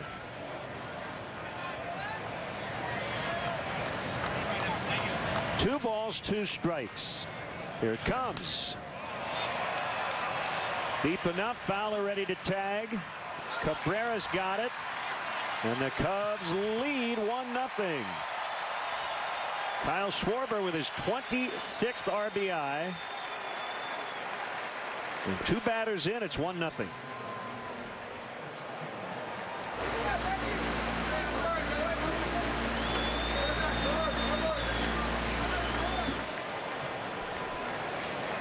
That'll bring up Chris Coghlan. Had been playing a lot of second base. He's back in left this afternoon.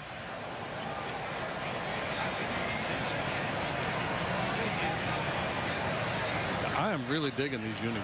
I like that old school look. Yep.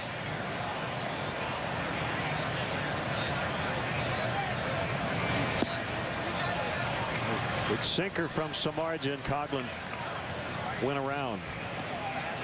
So the Samardzija story we have told many times. It's worth repeating. He's from Northwest Indiana, born in Merrillville, went to Valparaiso High School, then the University of Notre Dame, where he was a 2-sport star. Has now pitched for both Chicago big league clubs. And it will be very interesting to see where he ends up next year and what his contract looks like. Yeah, well, seems like we've been talking about his free agency status for the last 3 years. You're absolutely right. And he has said over and over again that he has confidence in himself, and he was just going one start at a time and wanted to see what free agency would bring. Yeah, it's going to be really interesting to see what the market will bear for Jeff.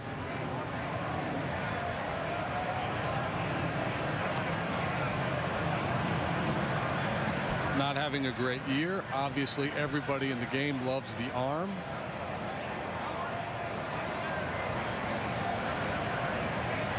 The White Sox are in an interesting position as well. They are 5 games out of a wild card spot, but they're trailing a lot of clubs. They almost had to sweep the Angels, and they did. The Angels have the second spot, 2 ahead of Tampa Bay, 2.5 ahead of Baltimore. Minnesota's 3 out, Texas 3.5, and then the Tigers and White Sox 5 back. So it is a very, very tall order. And they'll need some help, too. Swing and a miss, strike 3. Talking with Robin Ventura before the game, he said, I just told my guys I'm not worried about what has happened prior to today. All I care about is today and moving forward. Yeah, if you look at the standings page and you see the Sox just 5 games back of a wild card spot, you think, well, that's not too daunting. But with all those teams to climb over, highly improbable that they're able to climb that mountain. Meanwhile, the Cubs have a 4.5 game lead over the Giants, who did win last night. As Rizzo takes a strike, not so sure of the call by Kerwin Danley. The Pirates salvaged the finale in St. Louis to maintain their 1.5 game lead over the Cubs for the top wild card position. in the NL. At times, that little turn that Jeff does at the top of his delivery at the balance point, a little more exaggerated than we've seen in the past. A little timing mechanism to make sure he keeps his weight back. It is smoking hot out there today.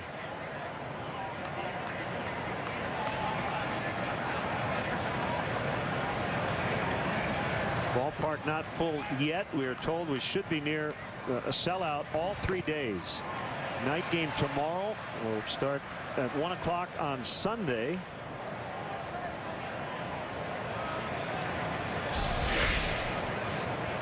Here's the turn you were talking about. Yeah, that little bit there, he turns his back to the hitter. He's always had a little bit of hesitation there at the top, but at times it's a little more exaggerated than I remember. I'm with you. And he goes at 97, and he'll pound it up there, 96, 97 quite frequently. Likes that splitter as a put-away pitch against left-handed hitters.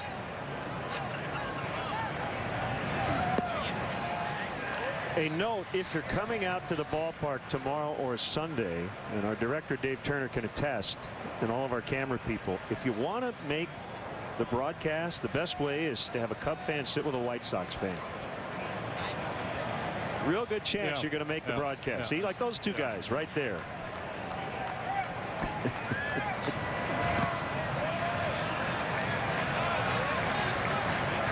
Full count, 3-2. Chris Bryant is on deck. See, we can even make it look like you're sitting together, and you may not even know each other.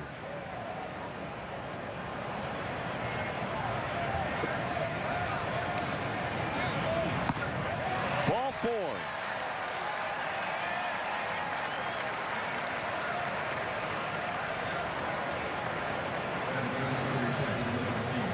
Samardzija said earlier this year, and remember we saw him in spring training, and he gave up some home runs, had a bunch of punch outs against the Cubs. He kind of had the all or nothing thing, right? Feast or famine. Feast or famine, he called this offense. And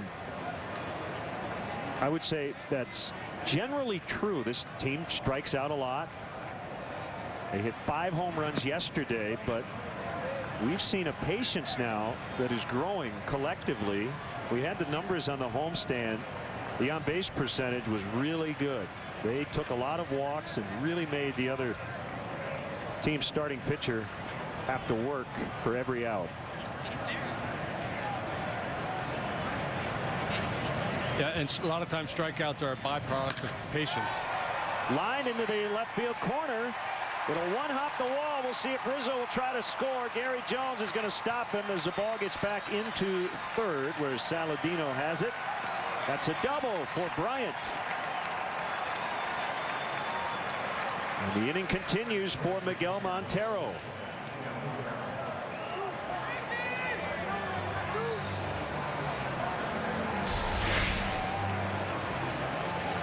A great swing of the bat here by Bryant. Rizzo chugging hard, giving Gary Jones an opportunity to send him, but Jonesy made the right call, throwing up the stop sign. 2 outs, you're going to be aggressive, but you don't want to be reckless. And it would have been a reckless send. Montero, the hero, with the big 10th inning homer against the Brewers Wednesday night. Knocked down by Soto. Gio's got some throwing issues from back of the plate. We obviously talked about John Lester yesterday, and you're going to notice the throws back to the mound he's going to make mostly from his knees. We saw him kind of triple clutch before making that last throw.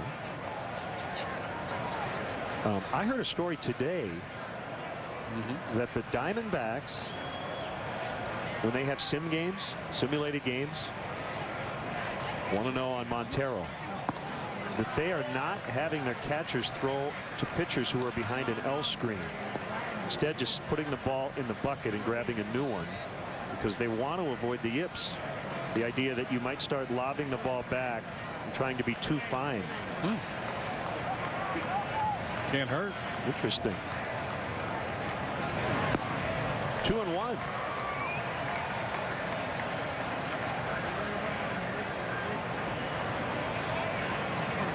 Every few years you see it. Soto's got it now. The players refer to it as the thing. Mackie Sasser, when he was catching for the Mets, had it. Always throw off the wrong foot and just lob it back to the pitcher. And normally the catchers that have that issue can still come out of their crouch and throw the ball well to second base.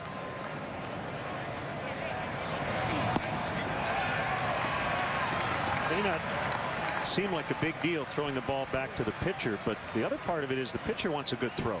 He doesn't want to be jumping and chasing. Yeah. So it's important to make a good throw back to the pitcher, even though it doesn't seem like it's a real important. And I wonder if anybody's tried a delayed steal on him from first base when he does it. Like if you could time it, you'd be able to take advantage of that. Pitch number 30 of the inning, and it's ball 3 and a full count.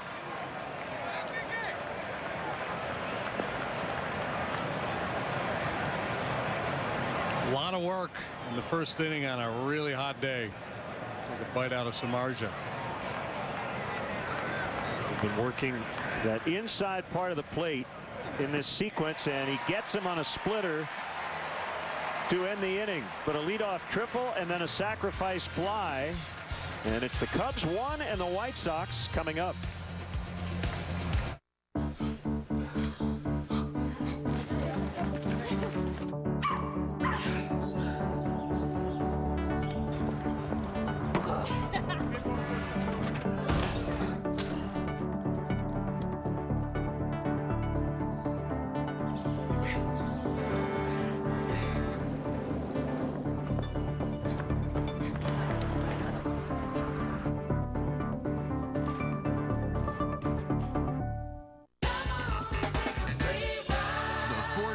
Is on. Get 0% financing for 72 months for qualified buyers, so you're free from interest for 6 years. That's on every 2015 car, SUV, and truck, so you're free to choose. Plus $1,000 bonus cash direct from Ford on cars and SUVs, so you're free to save. Interest-free financing on every 2015 Ford, plus $1,000 bonus cash on cars and SUVs. Hurry, the Ford free ride ends soon at your local Ford dealer.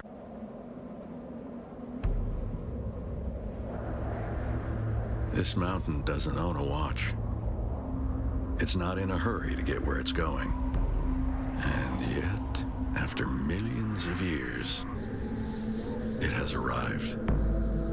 It's what inspired us to cold age our beer, which, thankfully, takes a little less than a million years. Coors Light, born in the Rockies. Now the White Sox Southwest starting lineup 13th in the American League in runs per game, but they lead the majors in OPS since July 23rd. So they've got some hot hitters in their lineup, including Adam Eaton, who will lead off in center. Tyler Saladino made his major league debut at Wrigley Field. Abreu, Cabrera, Garcia, and LaRoche in the middle. Alexei Ramirez having a tough year. He's the shortstop. Carlos Sanchez, the second baseman, and the ex-Cub Giovanni Soto batting ninth.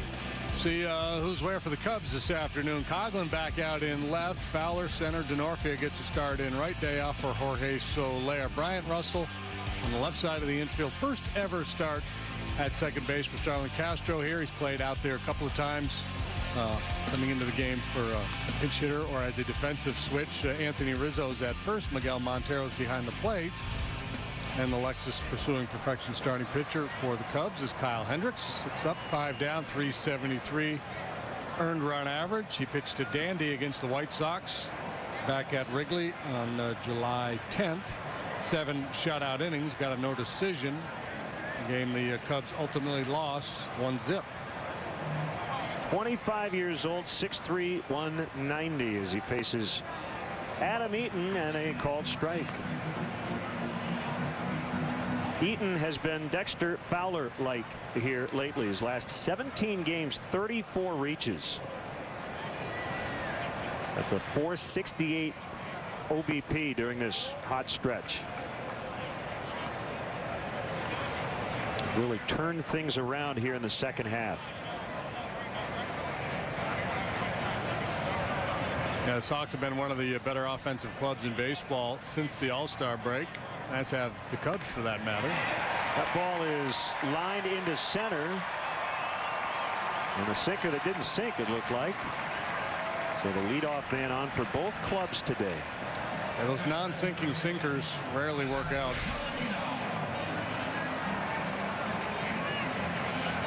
Belt high.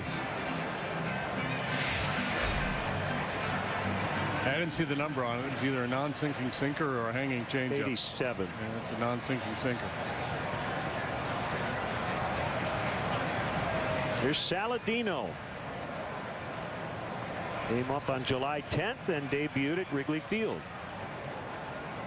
A day later got his first major league hit. It was a triple off John Lester.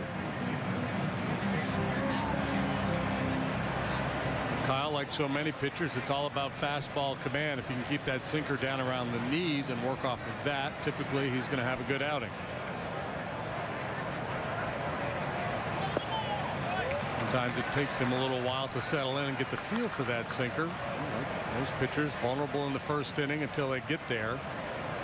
He does have plenty of other options. He's got a plus changeup. Got a curveball he likes to flip over there for strike one.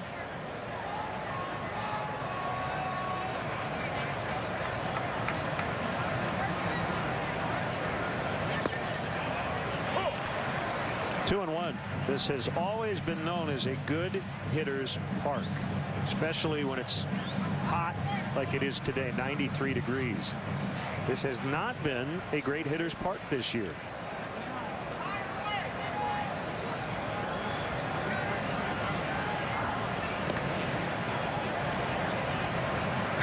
We know about Wrigley Field, but whatever the wind has been doing here in Chicago, it has seemingly affected play on both sides of town.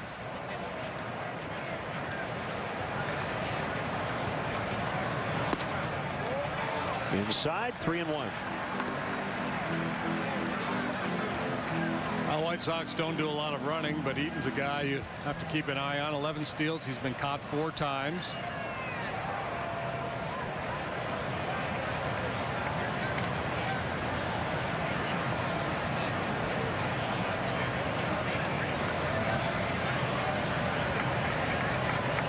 Long pause by Hendricks.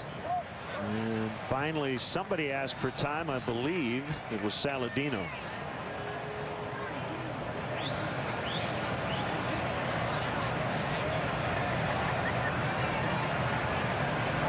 Do we know Tyler's nickname? Is it Caesar? House?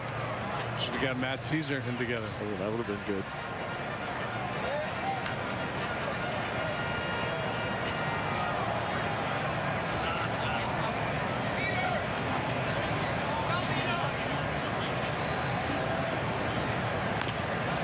See if they can turn it here. Castro the flip, Russell the turn. 4-6-3. First time they've done that in their new positions together. Yeah, well done. Yeah, I thought they might be running with Eaton. He bluffed, but he wasn't going with the pitch. This White Sox team hits the ball on the ground a lot, and that's Kyle Hendricks' game as well. He gets a lot of ground balls. This one turns into a nifty little 4-6-3 double play.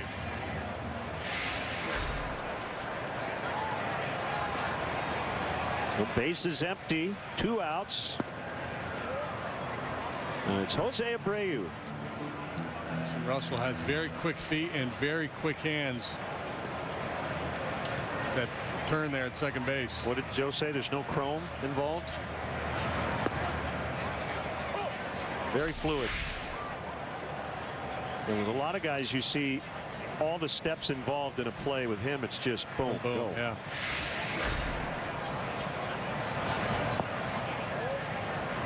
No chrome? Yeah. Is it like no flash? He's not trying to be flashy. He's just being good.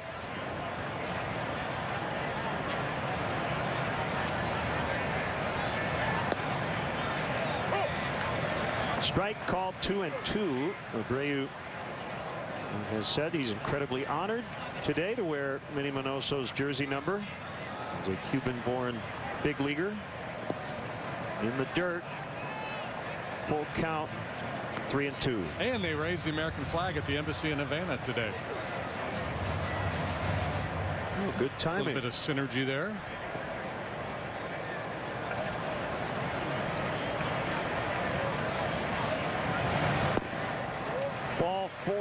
effective.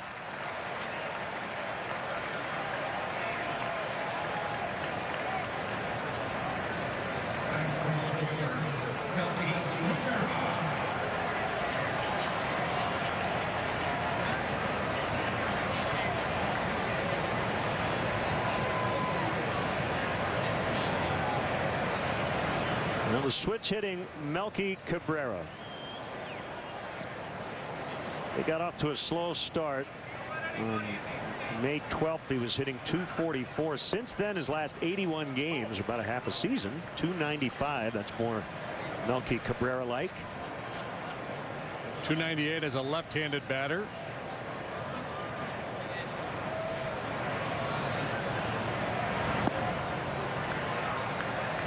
It's a pretty good eye black working, doesn't he? Do you have it linked to his beard, or is that all? I can't tell. Oh, there we go. Yeah. Very stylish. 375 in his last 20 ball games. Turned 31 on Tuesday. He's here on a 3-year free agent contract signed in the offseason.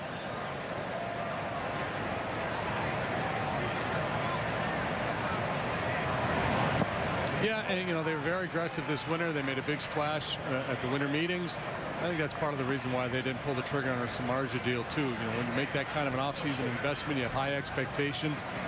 You tend to cling to them. When you get close, you feel like you have a fighting chance to make the postseason. Understandable that they would hang on to their assets.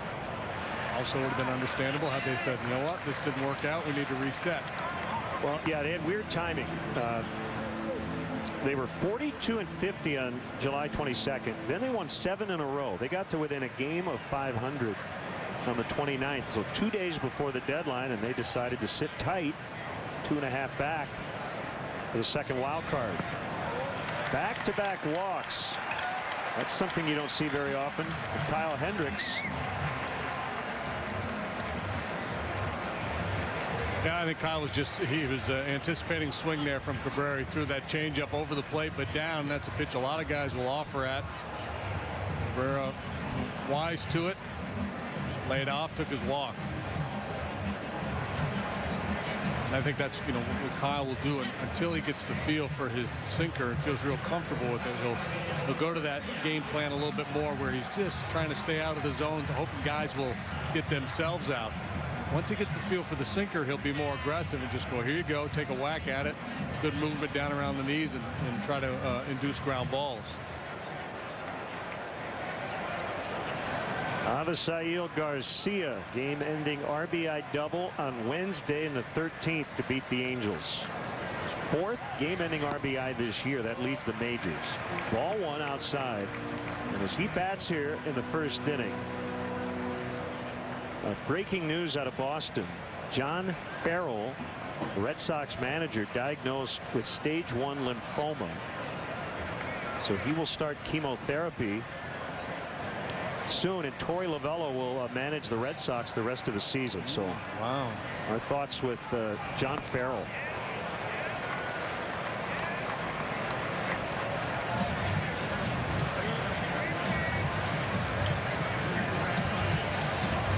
One and one the count.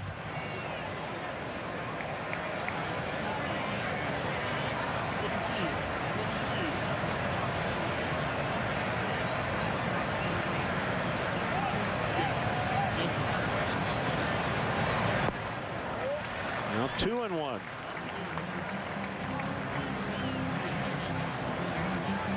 Garcia expected to hit for power, has not until recently. Overall, the power number's not really good for him. 4 long balls in his last 8 games.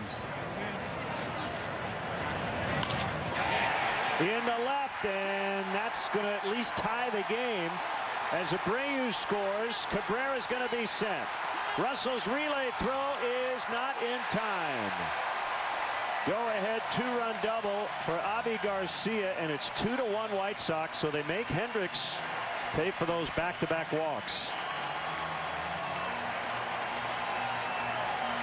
Yeah, it looked like he was in pretty good shape after getting the double play ball from Saladino, but walk, And a 2-base hit for Garcia. Sanders continues to search for answers out there.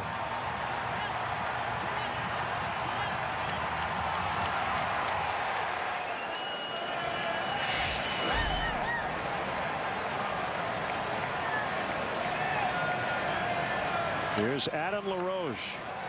He's had a difficult season offensively. Some time out of the White Sox lineup this week to try to figure out some things with his swing, and he takes a strike.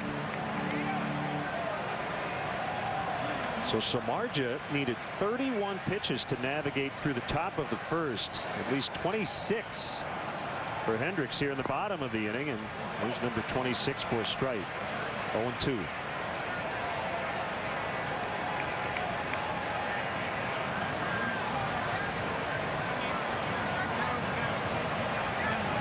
And still filing in here late on a Friday afternoon. 1 ball and 2 strikes.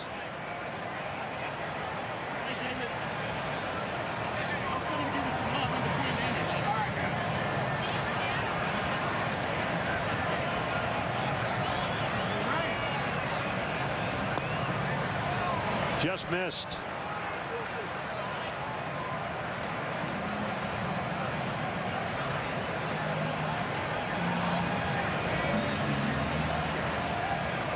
Again, a bit of an unfamiliar situation for the Cubs here as of late. They've won 7 in a row, and they haven't trailed very often. Russell in the shift will make the play. That'll go 6-3. As the White Sox get 2 on the Garcia double and lead 2-1 after an inning. One thing we can rely on in this house is UVerse high-speed internet. I've been streaming movies all day without any problems. UVerse high-speed internet has brought much-needed reliability to our lives. It's got reliability you can rely on. With 99.9% reliability, it's one thing you can rely on. Get UVerse high-speed internet for $15 a month for 12 months with other qualifying service on one bill and a 1-year term.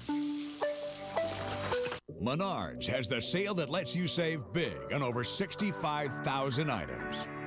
So get ready, get set, and save with an 11% rebate on everything.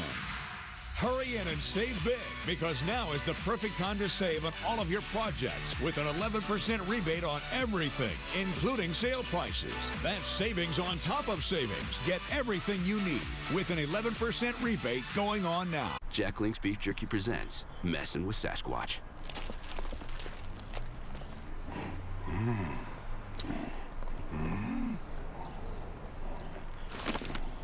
Classic. Here we are, big fella. Come get it, big guy.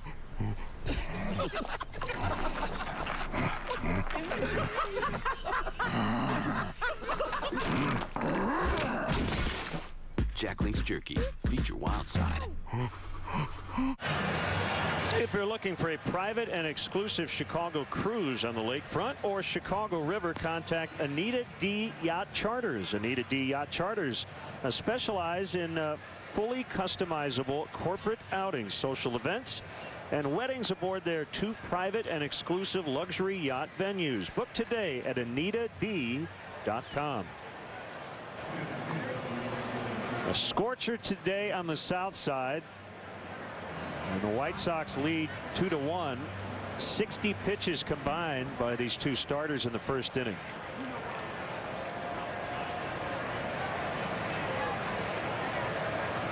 They're both going to have to play catch up here, be more efficient in the next couple of innings to last long on a hot day like today. So I asked Cubs media relations guru Jason Carr about Jeff Samardzija making starts for both Chicago teams here in this City Series, Crosstown Cup, whatever you want to call it, dating back to 1997 when interleague play began. Are there any other pitchers who've made starts for both teams in this all-time series?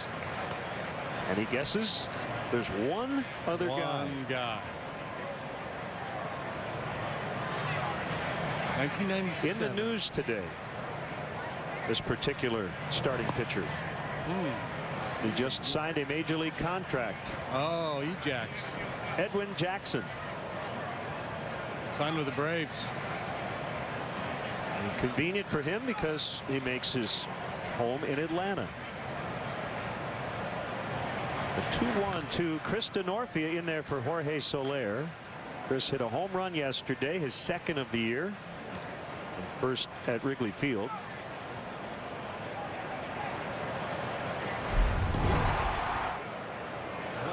Ball was jumping yesterday off the Cub bats. 5 home runs, including that one by Chris. Runner is picked by Sanchez for the out.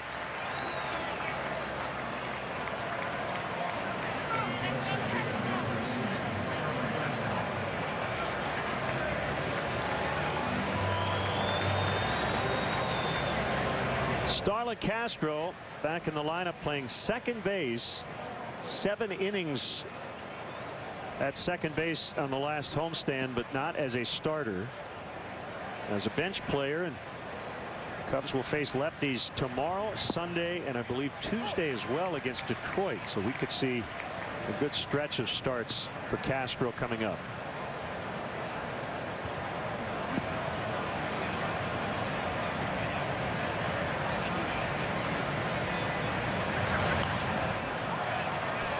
Fouled away.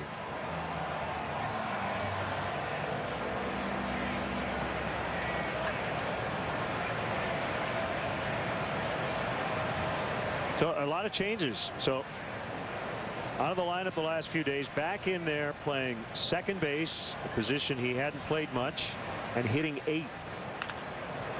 Up the middle, not hit very hard. Ramirez will field, and he throws him out.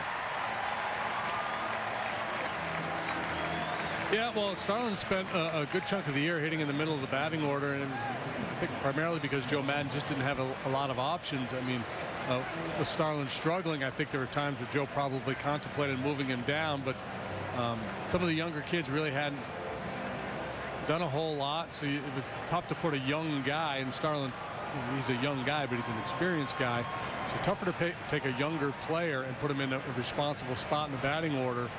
So Castro, the last time I checked, still led this club in plate appearances with men in scoring position.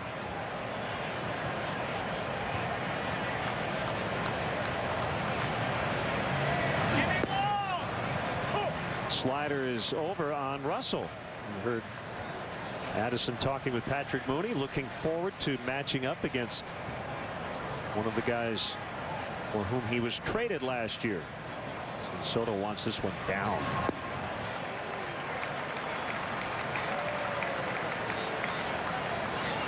Nothing in 2.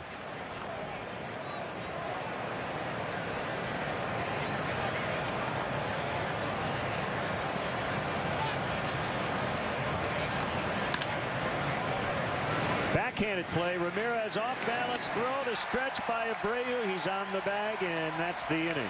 Nicely done by the veteran shortstop Ramirez. 2-1 White Sox in the second. Hey, Chicago. Did you know that we can fly you internationally from Midway to your favorite places in Mexico, Belize, Costa Rica, and the Caribbean? You didn't? Well, that's why we're here. Ta-da! Chicago, you have lots of sunny options. So long, stateside. Hello, lots of sunny opportunities. Book now at southwest.com.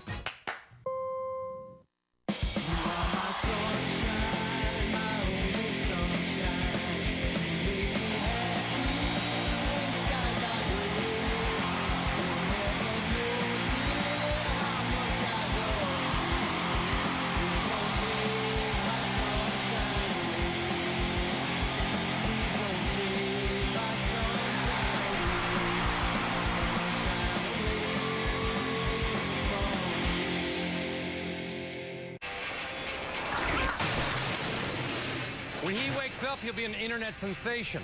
But you could still be waiting 2 years to upgrade your phone. Your phone is old and weird. Here, use this. It'll make me look even better. To stalk handsome celebrities, you'll need to get the latest phone. Introducing Jump on Demand. Get the lowest price anywhere on iPhone 6, just $15 a month. Then upgrade when you want for $0 out the door. Yeah, you just got to advertise that. Welcome back to U.S. Cellular. Cubs trailing 2-1 before the game. Jed Hoyer spoke with the media, and curious minds, of course, asking the executive vice president and general manager whether any moves might still be made for this Cubs team before the end of the month. And he said nothing is imminent, and wanted to point out what a great job Kyle Hendricks has done on the mound today. And he says a lot's been made about the young bats in this Cubs clubhouse, and of course Jake Arrieta and John Lester, the job they've done. But he goes, keep in mind, this kid has really gotten a lot better this year, and he's been very consistent. We know what we're going to get out of him each and every day, and he's a huge part, guys, because of what's been going on with the 5th starting spot all season long. He said he's a huge reason they are in the position they're in right now. Kelly, thank you. He's trying to settle in after a 2-walk, 2-run, and 29-pitch opening inning. Yeah, I think sometimes we forget how young Kyle is, how inexperienced he is, because he pitches like a guy who's been around a long time. 25 years of age, first full year in the big leagues. Working quickly, and the 1-1 on Alexei Ramirez, a swing and a miss on the cut change.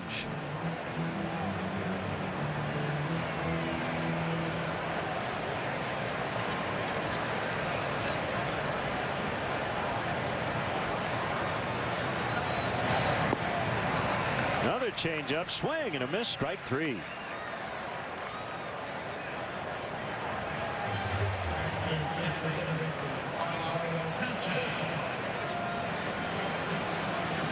So this Wednesday, Cubs take on the Tigers. First pitch is at 7:05. The first 10,000 adults 21 years of age and over will receive a Cubs wine tumbler presented by Barefoot Wine. To purchase tickets, visit Cubs.com.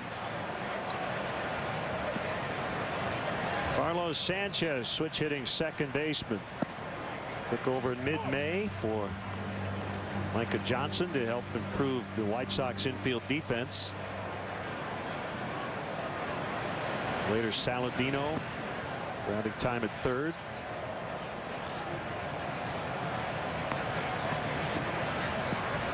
It's been a weird year for the White Sox, to say the least.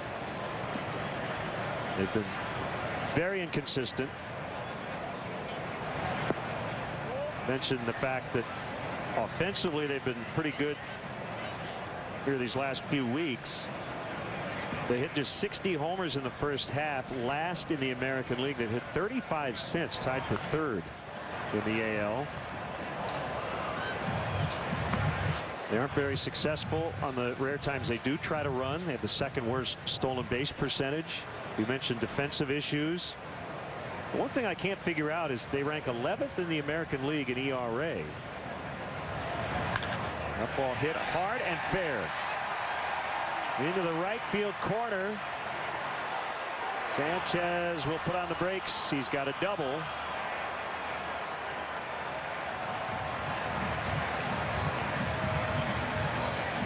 A 1-out, 2-base hit for Sanchez.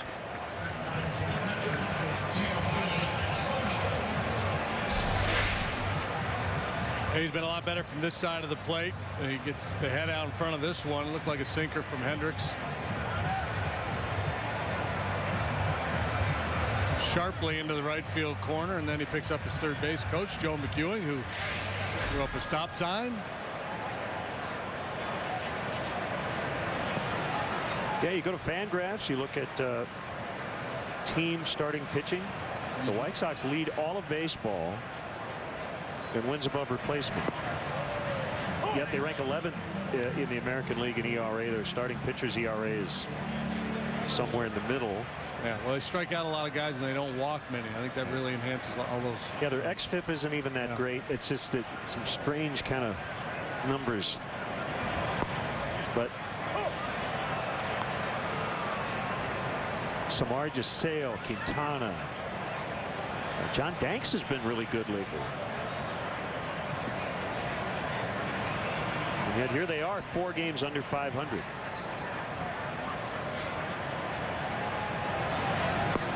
Swing and a miss as Hendricks makes quick work of Soto for the second out.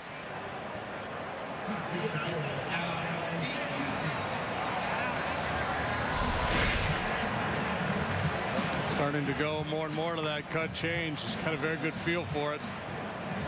Dispatched Ramirez with it. Now he gets Soto.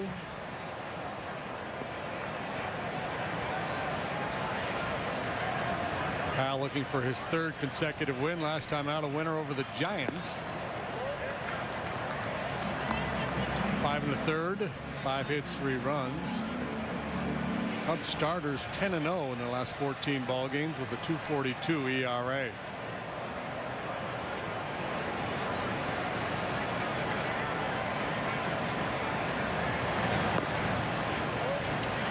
Two and 0. So you look at the White Sox. Eaton's been really good here as of late. And they haven't gotten a ton of production on a second and third. That's short. Alexei Ramirez has had the worst year of his career offensively. Abreu hasn't been quite as good as he was last year. Cabrera got off to that slow start. Adam LaRoche hasn't been very good. So the question is it a bunch of guys who next year would get back to what they were supposed to do or not? Or is this who they are? Yeah. Or is this who they are? Ramirez, they've got a team option on him for next year.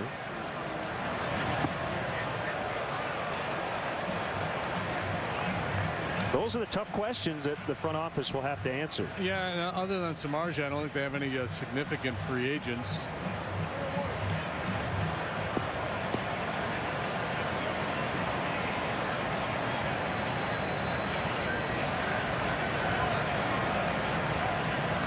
$3-1. $10 million option on Ramirez next year with $1 million buyout. Who's the kid, Anderson, shortstop prospect? Would he be the next in line? I don't know the system very well. Well, they either get younger or they mix and match, or they maybe try to negotiate something else with Ramirez. They don't want to pay him that $10 million.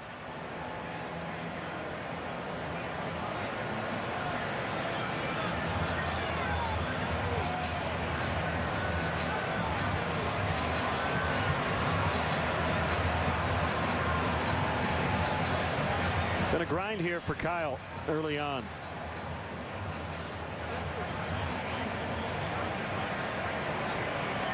Trying to get out of the second inning with no damage. You see Sanchez bottom of your screen at second. Eaton fouls. Well, the good pitch, good changeup. Had him out on the front foot, but he keeps the hands through the zone. Able to get a piece. Gives you a tough at bat. 344 on base percentage, up over 360 last year.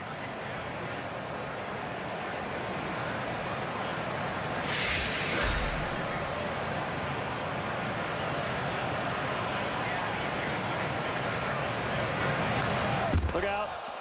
Foul ball, and the bat ends up 3 or 4 rows behind the Cubs dugout, and I think everybody is okay.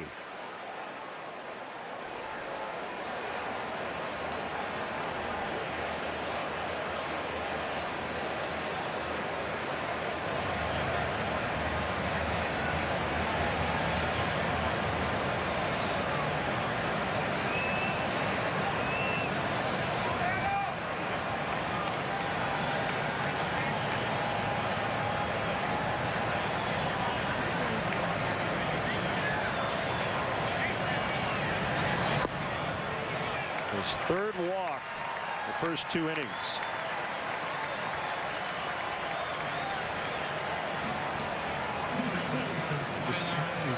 That one appeared to be off the inside corner. There was a couple pitches last inning where he was shooting for that inside corner with the comeback 2-seam fastball. Looked like he caught the corner, didn't get the call. So he was trying to work that pitch from off the plate back to the inside corner and just didn't quite get the movement he was hoping for.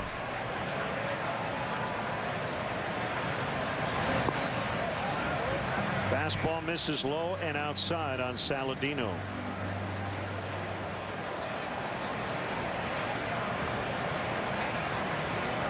3 walks in a game is a big number for Kyle Hendricks, let alone 3 in less than 2 innings. Yeah, so the Cubs, it's interesting. They're on quite a stretch here. Number one, their starting pitchers over the last 14 games, 10-0 with a 2.42, with 14 straight games as well for the entire staff of 3 or fewer walks. So they're right at that limit. The last time they had a run this long with no more than 3 walks given up in a game, 1975, when they had a 16-gamer. And as you said, one of the last candidates you would think would press their luck on that would be Kyle Hendricks in 2 innings. Yeah, and it's because Kyle, he can't overpower the strike zone, so he has to shoot for corners, so he has to be more precise than most starting pitchers, and usually he is.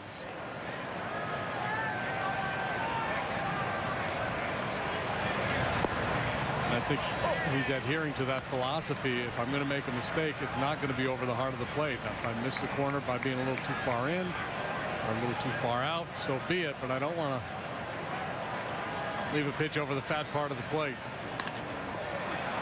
Diving attempt by Bryant. He can't get it. Russell does. It'll be an infield hit, but by keeping that ball on the infield, he keeps Sanchez from trying to score. So the bases are loaded.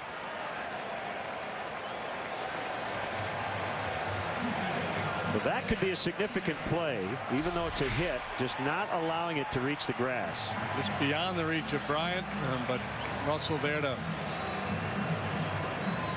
cover it up.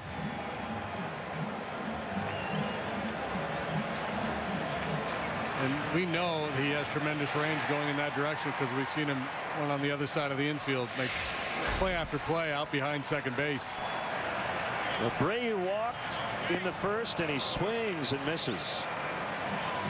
These two teams get together. We always talk about Rizzo and Abreu, 2 very talented hitters. Abreu, the Rookie of the Year last year. Rizzo, an All-Star each of the last 2 years. Abreu was an All-Star last year, not this. Big difference. Rizzo much more patient. A lot more walks than Abreu. And a look at our AT&T UVerse multi-view. Bases loaded situation, 2 outs.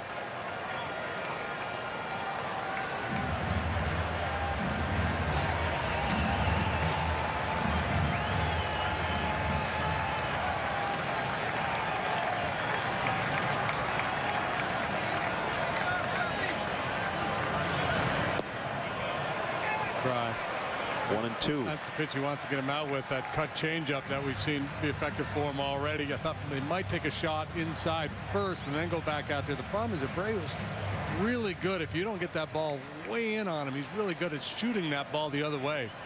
2 seamers moving in on him. I've seen him time and again hammer that ball out to right center. Knocked down by Montero. Like Clayton Richard, former White Sox, was up in the Cubs bullpen here in the 2nd inning.